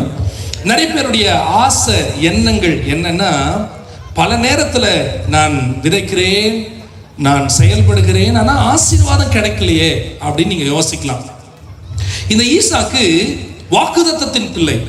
ஆபிரகாமுக்கு ஆண்டவர் சந்ததி உருவாக்குவேன் அப்படின்னு சொல்லி, ஆபிரகாமோடு நான் இருக்கிறேன்னு சொன்ன அதே ஆண்டவர், உன் பிள்ளையோட இருப்பேன்னு சொன்ன அதே ஆண்டவர் இப்பொழுது ஈசாக்கோடும் இருக்கிறேன் அப்படின்னு கடந்து வந்து கொண்டிருக்கிறார். அதனால தான் ஈசாக்கு விதை விதைத்தான். அந்த தேசத்துல 100 மடங்கு அறுவடை செய்தான். அப்படி சொந்த தேசம் அல்ல, குடியேறின ஒரு தேசம், ஆண்டவரால் அனுப்பப்பட்ட ஒரு தேசம். ஒரு தேசத்துக்கு வேணான்னு சொல்லி இன்னொரு தேசத்துக்கு அனுப்புறாரு. அந்த தேசத்தின் பேர் தான் கோராகு என்று சொல்லப்படுகிறது. கோராரிலே அவர் குடியிருந்தார். கோராரிலே குடியிருந்ததினாலே அந்த தேசத்துல ரொம்ப பஞ்சம் இருந்துச்சு. அந்த பகுதியில் சொல்றது ரொம்ப பஞ்சத்தின் நடுவில் தான் ஈசாக்கு விதை விதைக்கும் பொழுது கர்த்தர் அந்த தேசத்துல அந்த வருஷத்துல கர்த்தர் அறுவடை செய்து முடிக்க உதவி செய்தார். ஒரு அல்லேலூயா சொல்லுங்களேன். நிறைய நேரத்தில் இந்த கொரோனா அப்படின்னாவே நமக்கு கொஞ்சம் அப்படி ஒரு ஆட்டம் கொடுத்துருது, அப்படிதானே? எத்தனையோ பேர் கொள்ளையிட்ட ஒரு நோய் என்று சொல்லப்படுகிறது. ஆனால் இந்த கொரோனா நாட்களில் நாங்கள் விசுவாசிக்கிறோம், எங்கள் ஊரில் அப்படி தான் இருந்துச்சு. என்னன்னா, சாப்பாட்டுக்கு பஞ்சம் இல்லை. என்ன இல்லைங்க? வேலை இல்லை, வழி இல்லை, வேலைக்கு போக முடியாது. ஆனால் இங்கேயும் அப்படிதான் இருந்திருப்பீங்க நான் விசுவாசிக்கிறேன். கர்த்தர் நிறைவான போஷாக்கு கொடுத்தாரா இல்லையா? அப்படின்னா நான் நம்புகிற ஒரு காரியம் என்னவென்றால், கர்த்தர் நம்மை கைவிடாமல் போஷிக்கிற தேவனாக இருக்கிறார். மத்தியில நம்ம வாசிக்கும் போது 6வது அதிகாரத்தில் நம்ம வாசிக்கும் போது, உணவுக்காக உடைக்காக என்ன பண்ணாதீங்கப்பா, கவலைப்படாதீங்கப்பா, இவைகளெல்லாம் உனக்கு வேணும்னு சொல்லி பரலோகத்தில் இருக்கிற பிதாவானவர் அறிந்து வைத்திருக்கிறார். எல்லாம் என்ன தேவைன்றதை அறிந்து வைத்திருக்கிறார். ஈசாக்கு அந்த தேசத்திலே விதை விதைக்கும் பொழுது 100 மடங்கு அறுவடை கொடுத்தார். அடுத்த வசனம் சொல்லுகிறது, அவன் பெரியவனாகி ஐஸ்வர்யவனாகி வர வர விருத்தி அடைந்து மகா பெரியவனானான். இங்கதான் பிரச்சனையே தொடங்குது, இல்ல? கரெக்டா இல்லையா? ஒரு பக்கம் கர்த்தர் ஆசீர்வாதத்தை கேட்ட உடனே, கர்த்தர் நம்மளை ஆசீர்வச்ச உடனே கூடவே சேர்ந்து ஒரு பிரச்சனையும் வந்துருது. என்ன பிரச்சனை வந்துருதுன்னா, ஒரு ஆமை, அது பேர் என்னன்னு தெரியும் உங்களுக்கு? என்ன வந்துருது? ஆமை. என்ன ஆமை? பொறாமை. ஈசாக்குக்கும் அதே பிரச்சனை தான். ஆண்டவர் இவளோடு இருந்தார், ஆசீர்வதித்தார், பழுக செய்தார், பெருக செய்தார், ஐஸ்வர்யவனானான், பெரியவனானான். பின்னாடியே நீ ரொம்ப வளர்ந்துட்டப்பா, நீ பெரிய ஆள் ஆயிட்டப்பா, அதனால இதுக்கப்புறம் இந்த தேசத்துல என்ன பண்ண முடியாது, இருக்க முடியாதுன்னு துரத்துறாங்க. அடுத்த வசனங்கள்லாம் நீங்க வாசிங்கன்னா தெரியும். 26வது அதிகாரம் 20ஆம் வசனத்துல, கேரூர் மேய்ப்பர் இந்த தண்ணீர் தங்களுடையது என்று சொல்லி ஈசாக்குடைய மேய்ப்பருடைய வாக்குவாதம் பண்ணினார்கள். அவர்கள் தன்னோட வாக்குவாதம் பண்ணினபடினால் அந்த துறவுக்கு ஏசேக்கு என்று பெயர் வைத்தார். நம்முடைய வாழ்க்கையில கூட சில நேரத்துல பலர் வாக்குவாதம் பண்ணலாம், ஒரு ஏசேக்கு நமக்கு உண்டாகலாம். இந்த அருமையான இந்த கூட்டத்துல உங்களுக்கு ஒரு அற்புதமான ஒரு காரியத்தை சொல்ல விரும்புகிறேன். உங்களுக்கு ஏசேக்கு உண்டாகலாம், சித்னாவும் உண்டாகலாம். அங்கேயும் இன்னொரு வாக்குவாதம் வருகிறது. ஆனால் ஒன்றை நீங்கள் புரிந்து கொள்ள வேண்டும், நமக்காக ரெகோபோத்தை உண்டாக்குகிற நல்ல தேவனாக இருக்கிறார். கையை தட்டி கர்த்தரை மகிமைப்படுத்துங்க பார்ப்போம். ஒரு அல்லேலூயா சொல்லுங்க பார்ப்போம். இந்த தோப்பு திருவிழாவில் வந்திருக்கிற உங்கள் எல்லாரையும் பார்த்து ஆண்டவர் சொல்லுகிற ஒரு காரியம், உங்களுக்கு ஏசேக்கு வாக்குவாதம் இருக்கலாம், சித்னா வாக்குவாதம் உண்டாக்குகிற மக்கள் இருக்கலாம். ஆனால் இன்றைக்கு ஒரு ரெகோபோத்தை ஆண்டவர் பழுகி பெருகும்படியான திறந்த வாசலை உங்கள் தொழிலிலும், உங்கள் வேலைகளிலும், உங்கள் குடும்பங்களிலும் அவர் கொடுக்க வல்லவராய் இருக்கிறார். விசுவாசிக்கிறவங்க நல்ல ஒரு ஆமென்னு சொல்லுங்க. நிச்சயமாக உங்க வாழ்க்கையில ஆண்டவர் வர்த்திக்க பண்ண வல்லவராய் இருக்கிறார். உங்கள் தொழிலிலே வர்த்திக்க பண்ண வல்லவராய் இருக்கிறார். அப்படியே விசுவாசிங்க. ஆமா ஆண்டவரே, ஈசாக்கினுடைய வாழ்க்கையில நீங்க ரெகோபோத்தை உண்டாக்கி கொடுத்த ஆண்டவர், இன்றைக்கு என் வாழ்க்கையில ஒரு ரெகோபோத் உண்டாகட்ட ஆண்டவரே. ரெகோபோத் உண்டானது, அவன் பழுகி பெருகினான் என்று வேதம் சொல்லுகிறது. ஒரு அல்லேலூயா சொல்லுங்க. ஆமென். இரண்டாவது ஒரு காரியம் நியாயாதிபதிகள் புஸ்தகம் 6வது அதிகாரம் 12ஆம் வசனத்திலே இப்படி நாம் வாசிக்கிறோம். கர்த்தருடைய தூதனானவர் அவனுக்கு தரிசனமாகி, பராக்கிரமசாலியே, கர்த்தர் உன்னோடு கூட இருக்கிறார். யாரை பார்த்து பராக்கிரமசாலி சொன்னாங்க சொல்லுங்க பாப்போம். யாரை பார்த்துங்க? கிதியோனை பார்த்து. ஆனா கிதியோனுக்கு இன்னொரு பேர் வைக்கணும்னா நம்ம என்ன வைக்கலாம் தெரியுமா? பயந்தாங்கோலி. இன்னும் நம்ம லாங்குவேஜ், எங்க ஊர்ல சொல்லுவாங்க தெரியல, தொடநடுங்கி. ஏன்னா உண்மை நிலவராதான். இஸ்ரவேல் ஜனங்கள் போய் விதைப்புக்காக, அறுவடைக்காக காத்திருக்கும் பொழுது, விதைத்து வளர்ந்து வருகிறவரை காத்திருக்கும் பொழுது, அங்கே இன்னொரு தேசத்தார் வேகமாய் வந்து இதை கெடுத்து போடுவார்கள். ஆமேனா இல்லையா? அந்த பகுதி வாசிக்க ஒன்னா வசனத்தை வாசிக்க முடியுமா யாராவது ஒருத்தர்?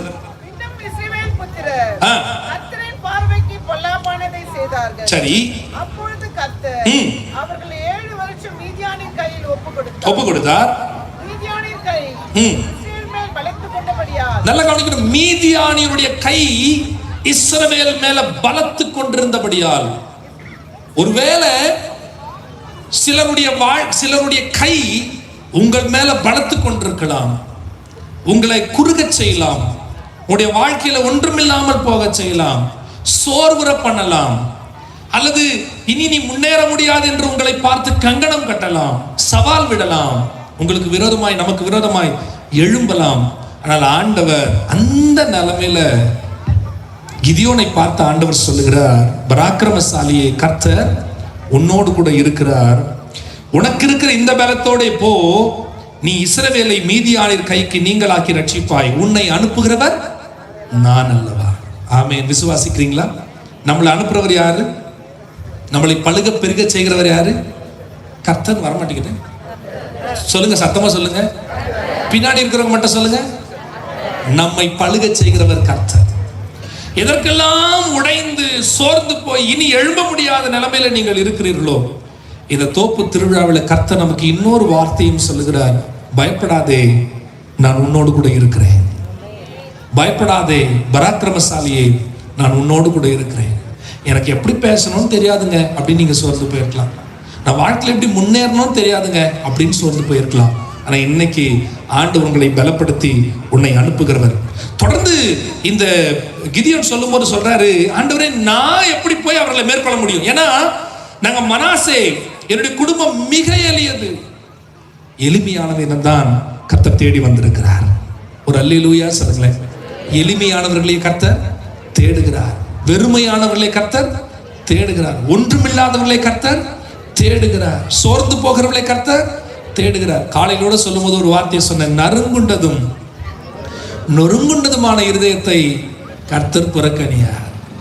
யோசிக்கலாம், அவங்க கூட தான் கர்த்தர் இருக்கிறார் போல, இவங்க கூட கர்த்தர் இருக்கிறார் போல, நம்ம கூட எல்லாம் கர்த்தர் இல்லை அப்படின்னு அழுகையோட கண்ணீரோட உடைக்கப்பட்ட நிலைமையில என் கூட எல்லாம் கர்த்தர் இருப்பாரா? ரொம்ப தெளிவா வேதம் சொல்லுகிறது. இயேசு கிறிஸ்து தேவாலயத்தில் நின்று ஒரு பகுதி எடுத்து வாசிக்கிறார். அது லூக்கா 4:8 நினைக்கிறேன், 18 நினைக்கிறேன், எடுத்து வாசிக்கிற அந்த இடத்துல அவர் சொல்றாரு, நறுங்குண்ட இருதயம் உள்ளவர்களை கர்த்தருடைய ஆவியானவர் என்மேல் இருக்கிறார். யாருக்கு சுவிசேஷம்?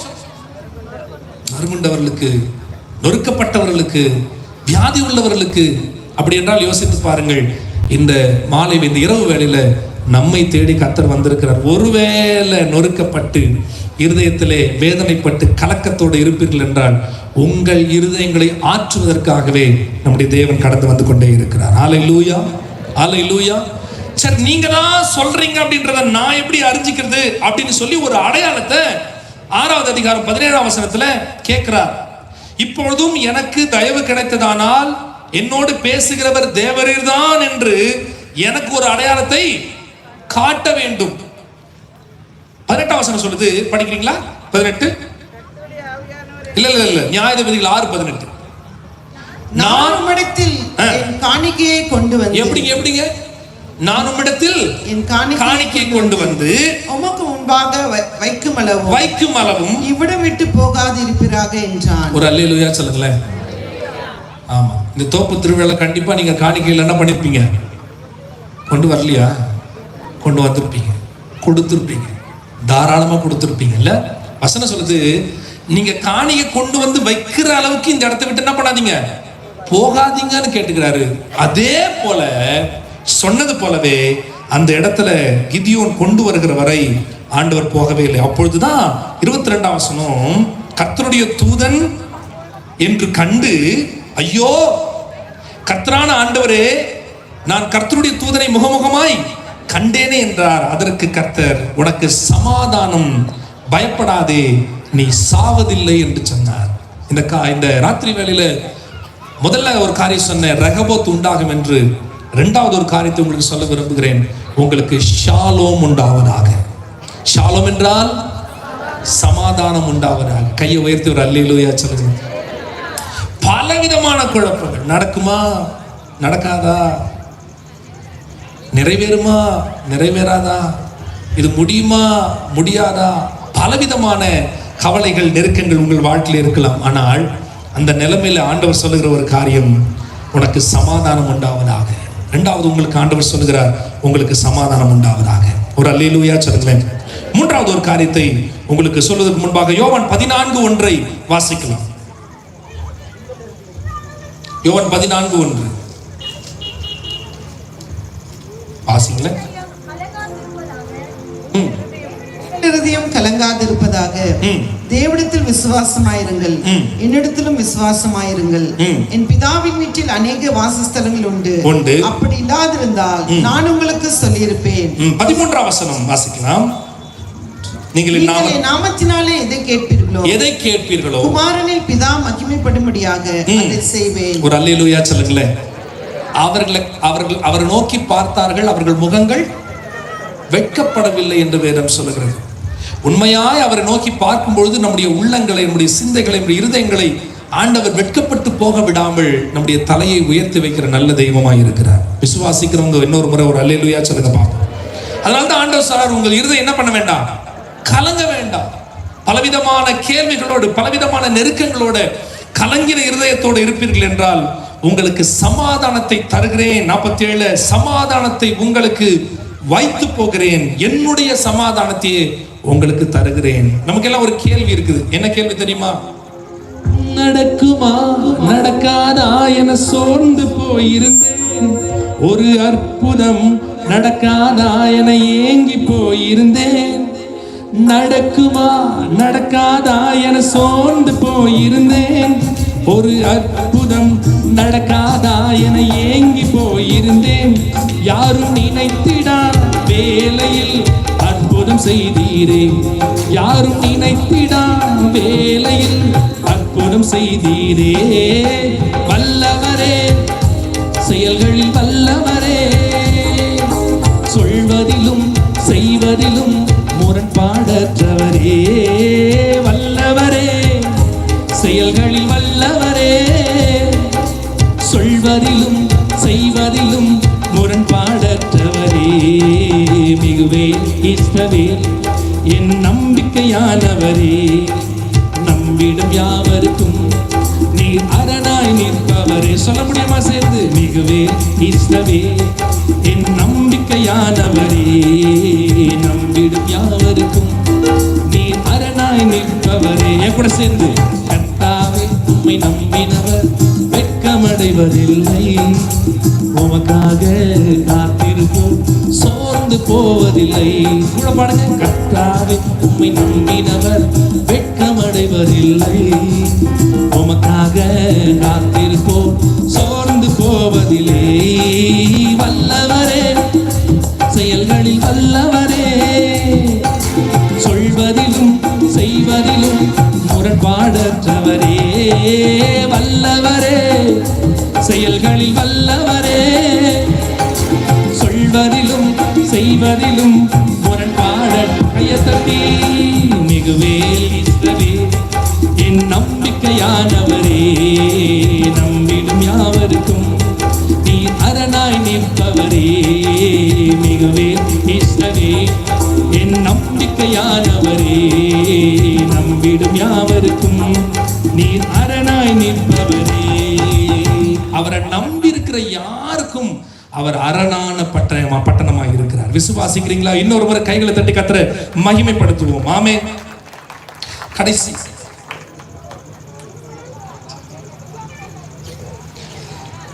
ஒரு வசனத்தை வாசித்து இன்னொரு பாடலை நான் பாட விரும்புகிறேன். அப்பொழுது தேவனுக்கு நாம காணிக்கையும் கொடுப்போம். சங்கீதங்கள் புஸ்தகம் 128வது சங்கீதம் 1ஆம் வசனம் எல்லாருக்கும் தெரிஞ்ச வசனம்னு நினைக்கிறேன். பைபிள் வச்சிருக்கிறவங்க எல்லாம் சேர்ந்து வாசிக்கலாமா? சங்கீதம் 128:1 அப்படி பிரிச்சு எல்லாம் சேர்ந்து வாசிங்க பாப்போம். உங்க சத்தத்தை கேட்கணும்னு விரும்புறேன். கர்த்தருக்கு பயந்து அவள் வழிகளில் நடக்கிறவன் எவனோ அவன் பாக்கியவான். பிரயாசத்தை நீ சாப்பிடுவாய், உனக்கு பாக்கியமும் நன்மையும் உண்டாயிருக்கும். கையை உயர்த்தி ஒரு அல்லேலூயா. 3 காரியம் நான் 3வது காரியத்தோட முடிக்க விரும்புகிறேன். 1, ஆண்டவர் உங்கள் வாழ்க்கையில ரெகோபோத்தை உண்டாக்க விரும்புகிறார். பலுகி பெருகும்படியாய் உங்களை கர்த்தர் ஆசீர்வதிக்க விரும்புகிறார். நான் இவ்வளவுதான் இருக்கிறேன் ஆண்டவரே, இவ்வளவுதான் என்னுடைய சூழ்நிலைகள், இவ்வளவுதான் இருக்க வேண்டும் என்று நான் இப்படியே என் வாழ்க்கையை ஓடுகிறது இல்லை. ஆண்டவர் உங்களை பலுகி பெருக செய்கிற தேவனாய் இருக்கிறார். அவர் வாக்கு பண்ணி இருக்கிறார். 2வது, சமாதானமற்ற நிலைமையில உங்கள் வாழ்க்கையில் நீங்கள் இருப்பீர்கள் என்றால் ஷாலோமாய் சமாதானத்தை கொடுக்கிறவராய் உங்கள் வாழ்க்கையில கிதியோனுக்கு எப்படி ஆண்டவர் வாக்கு பண்ணி உனக்கு இருக்கிற இந்த பலத்தோட போ என்று சொன்னாரோ அதுபோல உங்கள் வாழ்க்கையை செய்வார். 3வது ஒரு காரியம் மிக மிக முக்கியமானது. நீ கையிட்டு செய்யும் வேலைகள் எல்லாம் ஆண்டவர் என்ன செய்கிறார்? ஆசீர்வதிக்கிறார். சில நேரத்தில் சொல்லுவாங்களே, எங்க ஊர்ல ஒரு பழமொழி இருக்குது, நல்ல வாயை சம்பாரிச்சு. உங்க ஊர்ல சொல்லுவாங்களா? பரவாயில்லங்க, எல்லாம் ஒத்து போகுது. எங்க ஊர்ல தான் சொல்றாங்கன்னு நினைச்சு. நல்ல வாயை சம்பாதிச்சு பல நேரத்துல ஓடி ஓடி உழைச்சி சேர்த்து கஷ்டப்பட்டு நெருக்கப்பட்டு எல்லாத்தையும் சேர்த்தத யாரோ ஒருத்தர் வாங்கிட்டு போக முடியும். அவ்வளவு மனசு வலிக்கும் இருக்குதா? ஆமா தானே? வேஸ்டா போதா ஐயா? நாங்க சம்பாதிக்கிறதெல்லாம் காணாம போயிருதான். ஆண்டு இன்னைக்கு சொல்றாரு, கர்த்தருக்கு பயந்து அவர் வழிகளிலே நாம் நடக்கும் பொழுது நம்மை ஆண்டவர் பாக்கியவான்கள் என்று சொல்லுகிறார். பாக்கியவான தெரியுமா?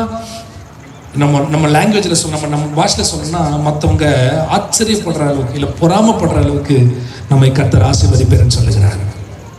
கர்த்தருக்கு பயப்படுறதுன்னா என்ன அப்படின்னு பாத்தீங்கன்னா, தீமையை விட்டு விலகுவதே கர்த்தருக்கு பயப்படுகிற பயம். எதெல்லாம் தீமையோ, எதெல்லாம் கர்த்தருக்கு அருவருப்போ, எதெல்லாம் கர்த்தருக்கு பிடிக்காதோ அதை விட்டு விலகிட்டாவே கர்த்தருடைய பயம் நமக்குள்ள வந்துடும். அப்படிப்பட்டவர்களை ஆண்டவர்கிட்ட கேட்காமலே கூட அவர் வேண்டுவதற்கும் நினைப்பதற்கும் அதிகமாய் செய்கிறவர் என்றால் நம்ம கேட்டெல்லாம் ஆசீர்வதிக்க வேண்டிய அவசியம் இல்லை. மாறாக கர்த்தருக்கு பயப்படுற பிள்ளையா நானே வந்து ஆசீர்வதிக்கிறப்பா. அல்லேலூயா. அவரே உங்கள் வீடுகளுக்கு வருவார். அவரே உன் வாழ்க்கையில் ஆசீர்வாதத்தை கட்டளையிடுவார். அவரே இறங்கி அற்புதங்களை செய்ய வல்லவராய் இருக்கிறார். விசுவாசிக்கிறீங்களா? அல்லேலூயா. அப்போ கர்த்தருக்கு பயந்து அவர் வழி நடக்கும் பொழுது நம்முடைய கைகளின் பிரயாசத்தை, நம்முடைய வேலையை, நாம் சம்பாதிக்கிற சம்பாதியத்தை ஆண்டவர் ஆசீர்வதித்து பாக்கியத்தையும் நன்மையும் உண்டாக செய்கிறார். கூடவே அடுத்த வசனம் சொல்றது, உன் மனைவி வீட்டோரங்களில் கனிதரும் திராட்சை கொடியை போல. சரி, அடுத்தது உன் பிள்ளைகள் பந்தியை சுற்றிலும் ஒலிவ மர கன்றுகளை போல இருப்பார்கள். இன்னைக்கு குடும்பங்கள் பல கேள்விகள்ல நிறைய குடும்பங்கள் இருக்கிறதை பார்க்கிறோம். பல குழப்பங்கள், பலவிதமான நெருக்கங்கள், கணவன் மனைவிக்குள்ள சமாதானமற்ற நிலைமை. காலையில் கூட ஒரு செய்தியை நான் கொடுத்துட்டு கீழே வரும்போது ஒரு பாட்டி மேல பார்த்து சொன்னாங்க, ஐயா இன்னைக்கு என்னோட பேசுனீங்க ஐயா, ஆண்டவர் என்னோட பேசினார் ஐயா, இந்த வார்த்தையெல்லாம் எனக்கே செய்தி கொடுத்த மாதிரி இருந்துச்சு, நீங்க சொன்னதெல்லாம் 100க்கு 100 என் வாழ்க்கையில் நடந்துச்சு. என் பிள்ளைங்கள்லாம் என்னை விட்டு விலகி போயிட்டாங்க, ரொம்ப உடஞ்சி போய். ஏன்னா வீட்டுக்கு என்ன இல்லைன்னு வைக்கிறோம், அன்னை இல்லைன்னு வைக்கிறாங்க. ஆனால் சொந்த தாயின் தகப்பனை என்ன பண்றது இல்லை, மதிக்கிறது இல்லை. மாறாக அவங்களை கொண்டு போய் முதியோர் இல்லத்தில் சேர்த்துடுறாங்க. வீட்டுக்கு அன்னை இல்லம், ஆனால் தன்னுடைய பெற்றோரோ முதியோர் இல்லத்தில். எவ்வளோ வேதனைக்குரிய ஒரு காரியம். உங்கள் வாழ்நாள் நீடித்திருக்கவும் உங்களுக்கு நன்மை உண்டாயிருக்கவும் உங்கள் பெற்றோரை, உங்கள் தாயின் தகப்பனையும் கனம் பண்ணுவாயாக என்று ஆண்டவர் நமக்கு கற்பிக்கிறார். அப்படி என்றால் இந்த நாட்களில் நமக்கு ஆசீர்வாதங்களே நாமளே சில தடையா போயிட்டு, ஆண்டவருடைய கற்பனைகளை நாம் கை கொள்ளும் பொழுது அந்த ஆசீர்வாதங்களை கர்த்தர் நமக்கு கொடுக்க வல்லவராக இருக்கிறார். ஒரு பாடலை நான் பாடுறேன், அப்பொழுது காணிக்கை அப்படியே எடுத்துட்டு இருப்பாங்க. நான் தொடர்ந்து சில வார்த்தைகளை மாத்திரம் சொல்லி நான் நிறைவு செய்ய விரும்புகிறேன். நான் எழுதின ஒரு பாடலை உங்களுக்காக.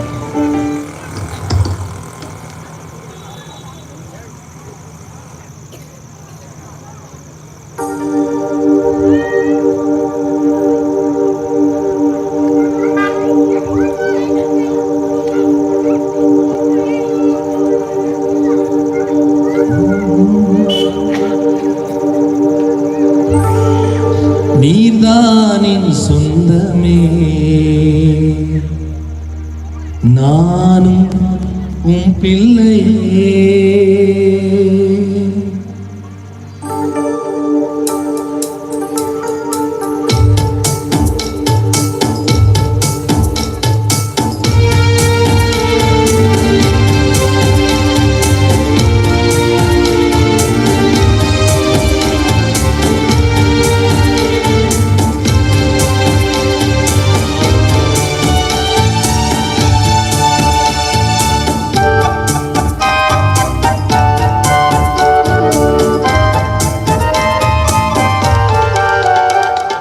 நீர்தானின் சொந்தமே, நான் உம் பிள்ளையே. நீர்தானின் சொந்தமே, நான் உம் பிள்ளையே. மறவாமல் என்னை நினைத்தவரே, எனக்கு தந்தவரே, மறவாமல் என்னை நினைத்தவரே, மறுவாழ்வு எனக்கு தந்தவரே, இப்போதும் என் வாழிலே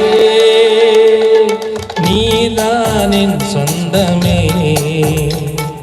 நானும் உன் பிள்ளையே,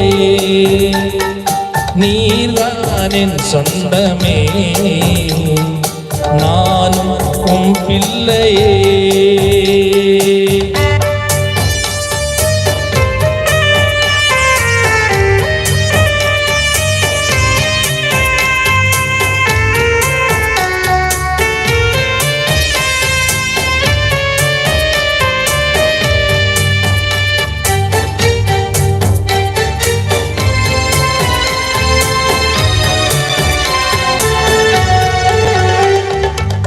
கண்ணீர் பாதையில் நடந்தாலும் என்னோடு இருப்பவரே, கண்ணீர்கள் என் மேல் புரண்டாலும் என்னோடு இருப்பவரே, கண்ணீரின் பாதையில் நடந்தாலும் என்னோடு இருப்பவரே, கண்ணீர்கள் என் மேல் புரண்டாலும் என்னோடு இருப்பவரே,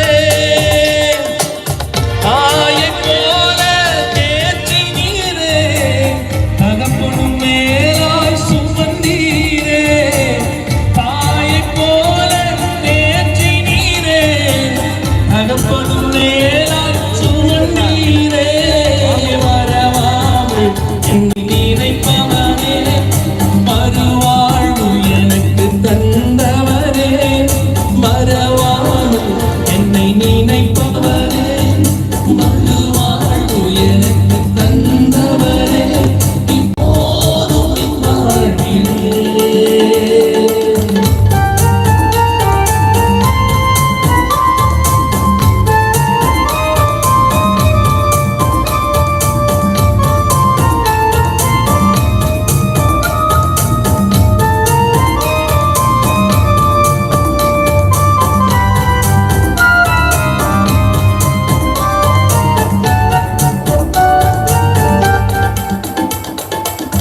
உலகமே என்னை வெறுத்தாலும் என்னோடு இருப்பவரே, உறவுகள் என்னை மறந்தாலும் என்னோடு இருப்பவரே, உலகமே என்னை வெறுத்தாலும் என்னோடு இருப்பவரே, உறவுகள் என்னை மறந்தாலும் என்னோடு இருப்பவரே, தாங்கி என்னை சுமந்தீரே, தளராமல் கரை சேர்த்தீரே, தாங்கி என்னை சுமந்தீரே, தளராமல் கரை சேர்த்தீரே, மறவாமல் என்னை நினைப்பவரே, மறுவாழ்வு எனக்கு தந்தவரே, மறுவாழ்வு என்னை நினைத்தவரே, மறுவாழ்விலே நீர்தான் என் சொந்தமே, நானும் உன் பிள்ளையே. பாடுவீங்களா? நீர்தான் என் சொந்தமே, நானும் உன் பிள்ளையே, மறவாமல் என்னை நினைத்தவரே, மறுவாழ்வு எனக்கு தந்தவரே, மறவாமல் என்னை நினைத்தவரே, மறுவாழ்வு எனக்கு தந்தவரே, இப்போதும் என் வாழ்விலே. எத்தனை பேருக்கு ஆசீர்வாதமா இருந்துச்சு? ஒரு அல்லேலூயா சொல்லுங்களேன். இந்த பாடல் எழுதும் பொழுது ஒரு தனி அறையில உட்கார்ந்து ஆண்டவர் நோக்கி, ஆண்டவரே நிரந்தரமான சொந்தம் ஒண்ணு இருக்குதுன்னா அது நீர் மட்டும்தான் ஆண்டவரே. ஒரு அல்லேலூயா சொல்லுங்களேன். எனக்கு நிறைய சொந்தங்கள் உண்டு. என்னுடைய தகப்பனோடு கூட பிறந்த சகோதரர்கள் நிறைய உண்டு. எல்லாரும் பட்டணங்களில் செட்டில் ஆயிட்டாங்கன்னா, நாங்கள் ஊழியத்து நிமித்தமாக, என் தகப்பன் ஊழியத்து நிமித்தமாக கிராமங்களில் ஊழியம் செய்ய வேண்டிய சூழ்நிலை. அப்போ எனக்கு ஒரு ஏக்கம். நான் பெங்களூர் பட்டணத்தில் என்னுடைய வேதாகம கல்லூரியை பயில கர்த்தர் உதவி செய்தார். அங்கே படித்தவங்க எல்லாம் நல்ல வெல் செட்டிலான பாஸ்டரோட பிள்ளைங்க. எனக்குள்ள ஒரு ஆசை, நம்மளும் ஒரு நாள் செட்டில் ஆகணும். அது கண்ணீர், கொஞ்ச நஞ்சமான கண்ணீர் இல்லை. காலேஜெலாம் முடிச்சுட்டு வந்த பிறகு சில சொல்கிறாங்க, நான் இங்கே இருந்தேன், நான் அங்கே இருந்தேன், நான் அவங்க இவங்கள கூட இருக்கிறேன், அவங்கள கூட இருக்கிறேன். இந்த ஃபேஸ்புக்லாம் பார்க்கும்போது ஒவ்வொருத்தருடைய நிலைமையும் மாறி இருந்துச்சு என் கூட படித்தவங்களும். அப்போ ஆண்டவர் நோக்கி கேட்டேன், ஆண்டவரே என்னை ஏன் கொண்டு போய் அந்த இடத்துல வச்சிருக்கிறீங்க? என்னை கொண்டு வந்து வச்சது நோக்கம் என்ன? பல நாட்களாக எனக்கு கேள்வி. கண்ணீரின் பாதையிலே நடக்க வேண்டிய சூழ்நிலை. என் கூட படித்தவங்களாம் நல்லா மேன்மை ஆகிட்டாங்க. எங்கள் சொந்தக்காரெல்லாம், எங்கள் அண்ணன்கள்லாம் நல்லா வெல் செட்டில் ஆகிட்டாங்க, நல்ல பெரிய லெவலில் உயர்த்தி வச்சிருக்கிறீங்க. என்னையே தெரிந்து கொண்டதின் நோக்கம் என்ன? என்னை குறித்து நீங்கள் என்ன திட்டத்தை வச்சிருக்கிறீங்க? வசதியும் இல்லை, வாய்ப்பும் இல்லை, இசைக்கருவி வாசிக்க வேண்டும் என்ற விருப்பம் இல்லை. விருப்பம் இருக்கிறது, ஆனால் இசைக்கருவி வாங்குவதற்கான பணம் இல்லை. அப்படிப்பட்ட நெருக்கமான சூழ்நிலை இருக்கும் பொழுதுதான் என்னை ஒரு போதகர் அழைத்தார். அவர் சொன்னார், நான் அப்போ அவங்க சர்ச்சில் இருக்கிற கீபோர்டை வாசிக்க போவேன். பல ஆண்டுகளா யாரோ ஒருத்தர் கொண்டு வர கீபோர்டும் யாரோ கொண்டு வர பேடு தான் நான் வாசிப்பேன். ஒரு நாள் அந்த பாஸ்டரை கூப்பிட்டு நான் ஒரு சில சாங்ஸ் பண்ணணும் அப்படின்னு கேட்டார். நான் சொன்னேன், எனக்கு நீங்கள் சாங்ஸ் பண்ணணும்னு கேட்கலாம் சந்தோஷம், யார்கிட்ட கேட்கணும்னு தெரியாமல் கேட்குறீங்க அப்படின்னு. என்கிட்ட எதுவுமே இல்லையா பாஸ்டர், வாங்க ஒரு மியூசிக் டைரக்டர் நான் இன்ட்ரடியூஸ் பண்ணுறேன்னு கூப்பிட்டு போய் சென்னையில் ஒரு பெரிய மியூசிக் டைரக்டர் அறிமுகப்படுத்தி வச்சுட்டேன். முதல் வேலையெல்லாம் முடிச்சிட்டோம். நானே கூட இருந்து எல்லாத்தையும் செஞ்சு முடிச்சு அவர் தான் ஃபுல்லாக மியூசிக் பண்ணார். ரெண்டாவது வேலையும் போடுறதுக்காக திரும்ப எனக்கு கால் பண்ணார். ஃபோன் பண்ணி, பாஸ்டர் ரெண்டாவது வேலையுமே ஆண்டவர் என்னை பார்த்து ஒரு கேள்வி கேட்டார், அனுபவமா தேவன் கொடுத்திருக்கிற அபிஷேகமா? இந்த ரெண்டு கேள்விக்கு நான் சொன்னேன், ஆண்டவர் கொடுத்திருக்கிற அபிஷேகம். ஆண்டவர் ஒருத்தர் அபிஷேகம் பண்ணார்னா, ஆண்டவர் ஒருத்தரோட கூட இருந்தார்னா அவன் ஞானவனாக இருப்பான், தெளிவுள்ளவனாக இருப்பான், சிறந்தவனாக இருப்பான். எனக்கு தெரியும் உங்களோட கூட கர்த்தர் இருக்கிறார். ஆகவே இந்த ஆல்பத்தை நீங்க தான் பண்ணணும்னு சொன்னார். அப்போ நான் சொன்னேன், ஐயா என்கிட்ட எந்த இன்ஸ்ட்ருமெண்ட்டும் கிடையாது. சரி, நீங்க இன்ஸ்ட்ருமெண்ட் வாங்கணும்னு நினைக்கிறீங்க, எந்த இன்ஸ்ட்ருமெண்ட் வாங்கணும்? நான் சொன்னேன், நான் சொல்ற இன்ஸ்ட்ருமெண்ட் சொன்னா உங்களுக்கு அது உங்களுக்கு அதிர்ச்சி ஆடுவீங்க. அப்படி என்ன அப்படின்னு. அப்போதான் ஒரு கீபோர்டு வந்துச்சு புதுசா, யமஹா ஒரு சீரியஸ்ல ஒரு கீபோர்டு வந்துச்சு. அப்போ 970 ஒரு கீபோர்டு. நான் சொன்னேன், இந்த 970 என்னுடைய ஆம்பிஷன் கீபோர்டு. நான் சொல்றது ஒரு 8 வருஷத்துக்கு முன்னாடி அதை வாங்கணும்னு ஆசை. நான் சொல்லி முடிக்கும் போது அந்த கீபோர்டு ஸ்டாப் பண்ணிட்டாங்க. அப்போ அந்த கீபோர்டு இல்லை, வரல, முடிச்சிட்டாங்க. வாங்கினா செகண்ட் தான் வாங்கணும். செகண்ட் ஹேண்டுக்காக நான் ட்ரை பண்ணுறேன் பாஸ்டர். சரி தேடுங்கன்ட்டு கொஞ்ச நேரம் பார்த்து கால் பண்ணார். இல்லை புதுசாக இருக்கான்னு கேளுங்க, பட்ஜெட் சொல்லுங்க. அப்போது S975 S775 2 கீபோர்டு இருக்குது பாஸ்டர். இதுக்கு அதுக்கு என்ன வித்தியாசம்? இது கொஞ்சம் அட்வான்ஸ்டு கீபோர்டு, அது கொஞ்சம் இன்ஸ்ட்ருமெண்ட்லாம் கம்மியாக இருக்கும், டோன்ஸ்லாம் கம்மியாக இருக்கும், அவ்வளோதான் பாஸ்டர். நீங்கள் நம்ப மாட்டீங்க, ஒரு தம்பியை கூப்பிட்டு இந்த கீபோர்டுக்கு என்ன தேவையோ அந்த பணத்தை அவர் கையில் ரொக்கமாக கொடுத்து, நீங்கள் இந்த கீபோர்டு வாங்கி கொள்ளுங்கள் கொடுத்து விட்டார். எனக்கு கண்ணில் தண்ணி வருது. லட்சியத்தை பார்த்ததில்லை, ஆனால் லட்சியத்தை கர்த்தர் பார்க்கிறார். நல்லாதான் ஒரு ஆமேன் வரல, அல்லேலூயா வரல. லட்சியத்தை பார்க்கிறது இல்லை, ஆனால் லட்சியத்தை கர்த்தர் பார்க்கிறார்.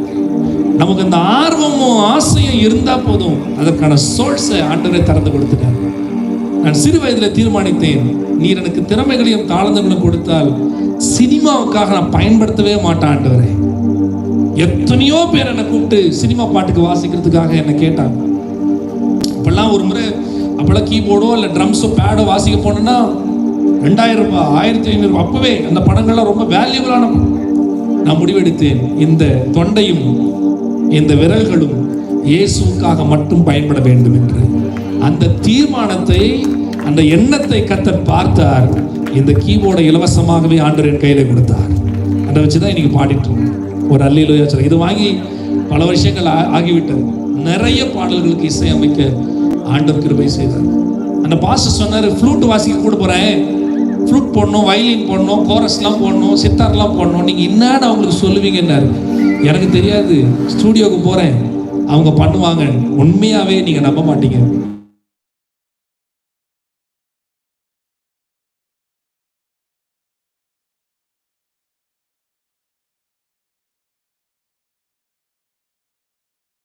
சொல்லி அநேகர் வாழ்த்தினார்கள். அற்பமான ஆரம்பத்தை யார் அசட்டை பண்ணக்கூடும்? நிச்சயமாகவே கர்த்தர் என்னோடு கூட இருக்கிறார் என்று நான் நம்ப ஆரம்பித்தேன், விசுவாசிக்க ஆரம்பித்தேன். அன்றையிலிருந்து இன்றைக்கு வர கர்த்தர் கொண்டு போகிறார். கண்ணீரின் பாதையில் நடந்தாலும் என்னோடு இருப்பவரே, தண்ணீர்கள் என் மேல் புரண்டாலும் என்னோடு இருப்பவர்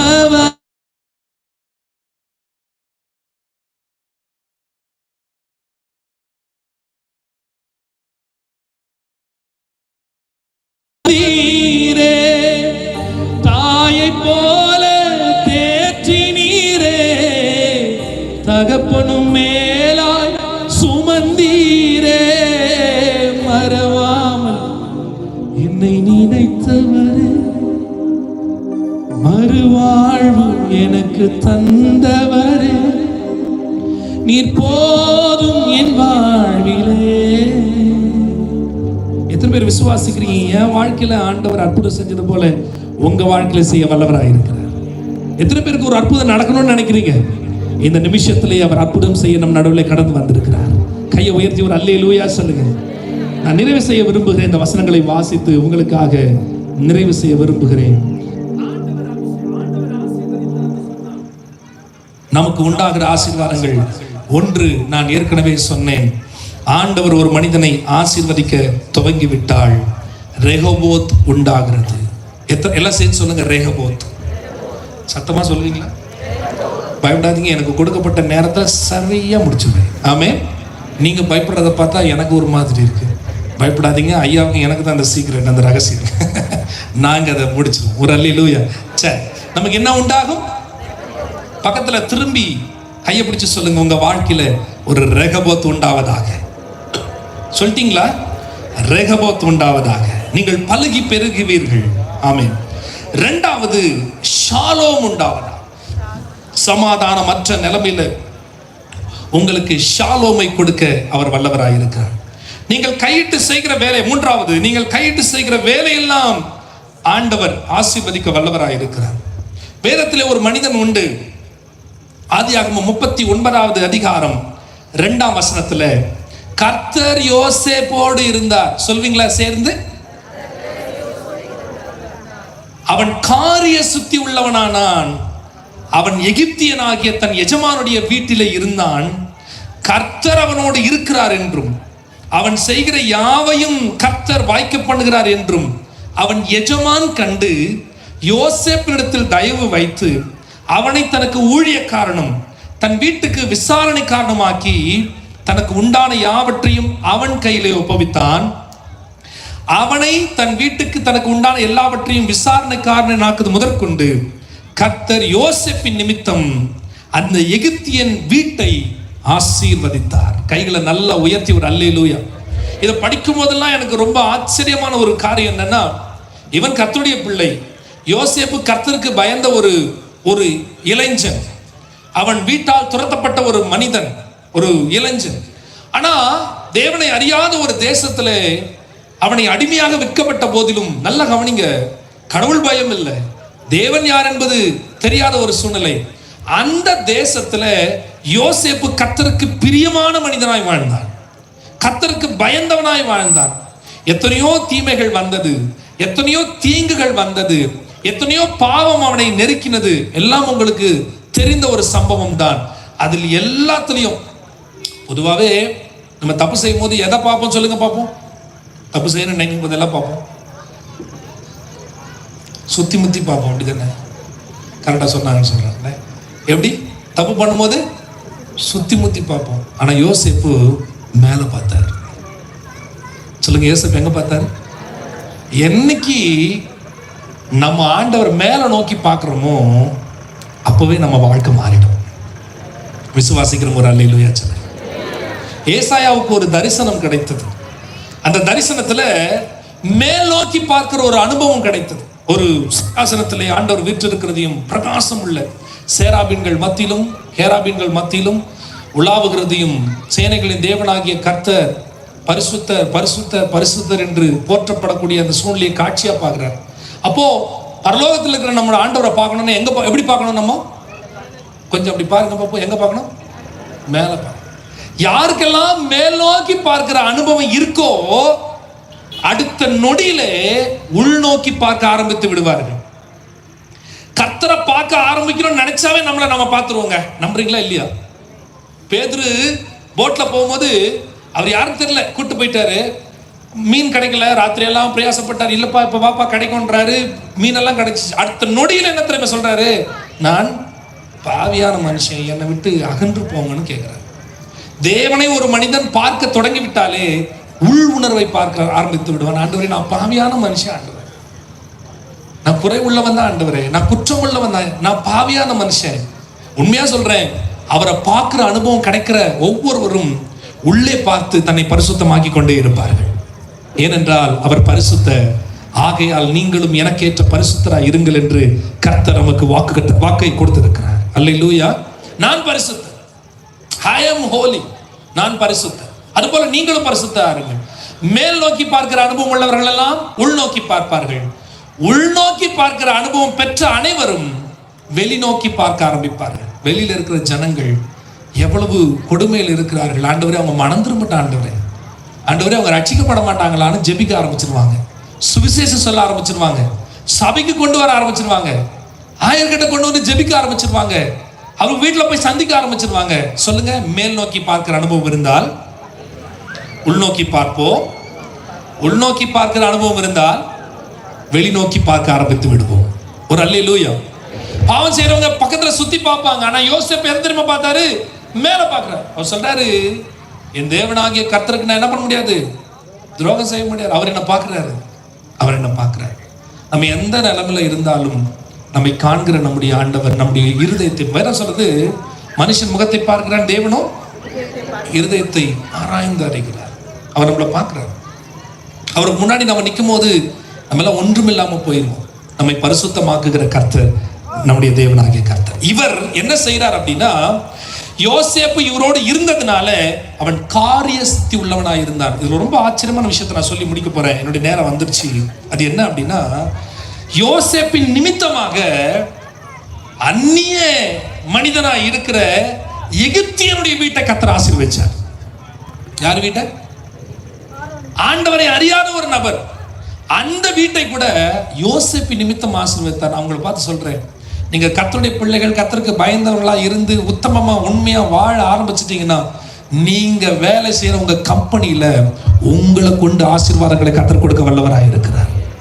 நீங்க இருக்கிற சொந்த பந்தம், உங்களோட பிறந்தவங்களுக்குள்ள உங்கள் நிமித்தமாக உங்க சொந்த பந்தங்கள் எல்லாம் ஆண்டவர் ஆசீர்வதிக்க வல்லவராக இருக்கிறார். விசுவாசிக்கிறீங்களா? கையை உயர்த்தி ஒரு அல்லேலூயா சொல்லுங்களேன்.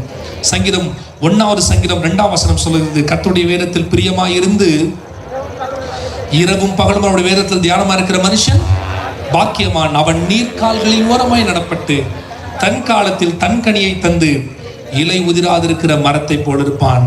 அவன் செய்வதெல்லாம் வாய்க்கும். கடைசியாக உங்களை பார்த்து சொல்லுகிறேன், நீங்கள் செய்வதையெல்லாம் வாய்க்க பண்ணுகிற கர்த்தர். இருந்த இடத்துல அப்படியே எழுந்து நிற்போமா? ஒரு சிறு ஜெபத்தோடு கூட நான் 1000 இடத்துல கொடுக்க விரும்புகிறேன். இருந்த இடத்துல அப்படி நாம் எழுந்து நின்று ஆண்டவரை பார்த்து, ஹல்லேலூயா, thank you Jesus, நன்றி நன்றி நன்றி, thank you அப்பா.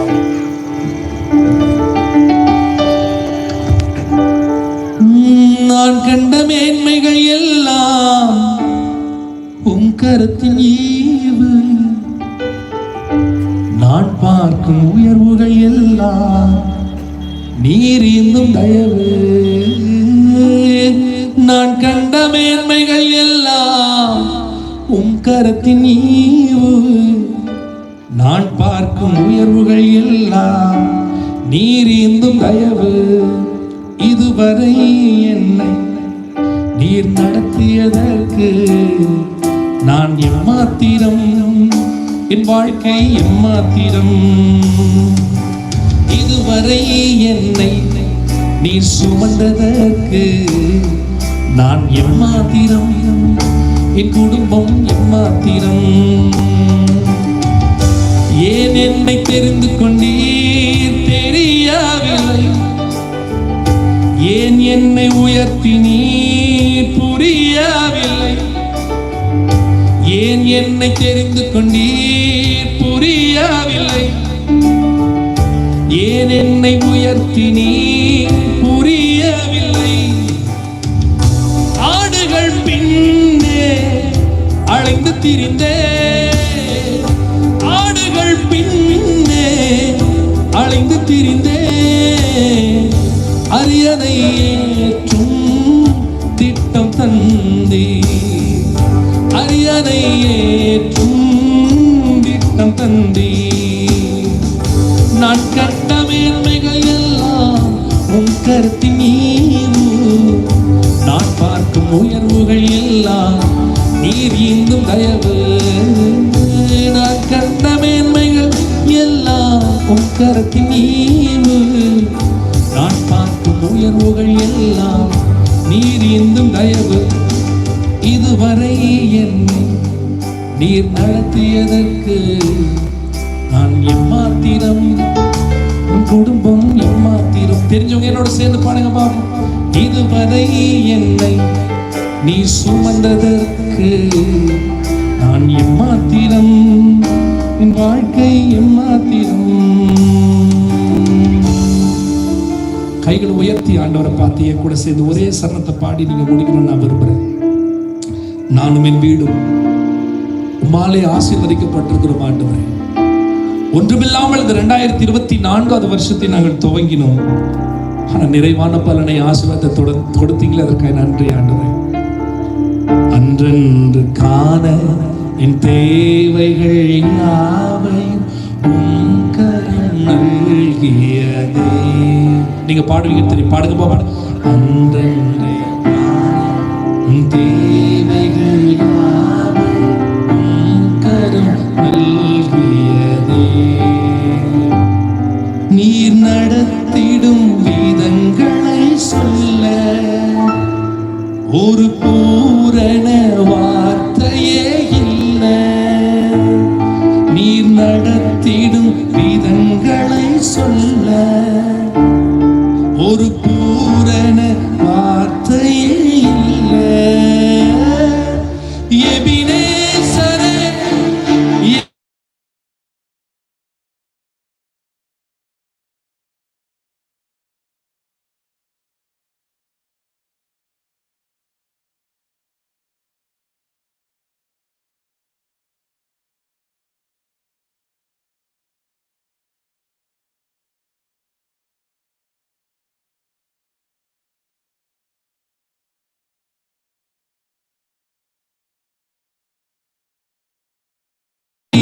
நன்றி நன்றி, ஒரு கரு போல சுமந்தீரே நன்றி.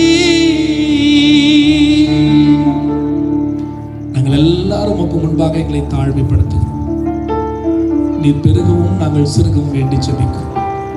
இந்த தோப்பு திருவிழாவுக்கு வந்திருக்கிற ஒவ்வொரு கர்த்தருடைய பிள்ளைகளை உங்க திவ்ய கரத்தில் ஒப்பு கொடுக்கும். ஒவ்வொரு குடும்பத்திலையும் ரெகோபோத் பெருகுவதாக என்று நான் கட்டளை கொடுக்கிறேன். சமாதானம் உண்டாவதாக, சௌக்கியம் உண்டாவதாக என்று சொல்லுகிறோம். கையிடும் வேலை எல்லாவற்றிலேயும் கர்த்தருடைய கரம் நீட்டப்படட்டும். இதை பொறுப்பேற்று நடத்தி கொண்டிருக்கிற ஆயர் பெருமக்களுக்காக, இன்னும் பொறுப்பாளர்கள் அனைவர்களுக்காக நன்றியோடுமை ஸ்தோத்திரிக்கிறோம். எங்களை அறிமுகப்படுத்த பிரேமங்களுக்காகவும் விசேஷமாக நன்றி செலுத்துகிறோம். உம்மை துதிக்கிறோம். தொடர்ந்து நாங்கள் ஒருவருக்கொருவர் சந்திக்கிற வரை நீங்காத ஆறுதல், சமாதானம், பாதுகாப்பு உண்டாக வேண்டும் என்று இயேசுவின் நாமத்தில் ஜெபிக்கிறோம் நல்ல பிதாவே. ஆமென், ஆமென், ஆமென். Thank you so much. கர்த்தர் உங்களை ஆசீர்வதிப்பாராக. உட்கார்ந்து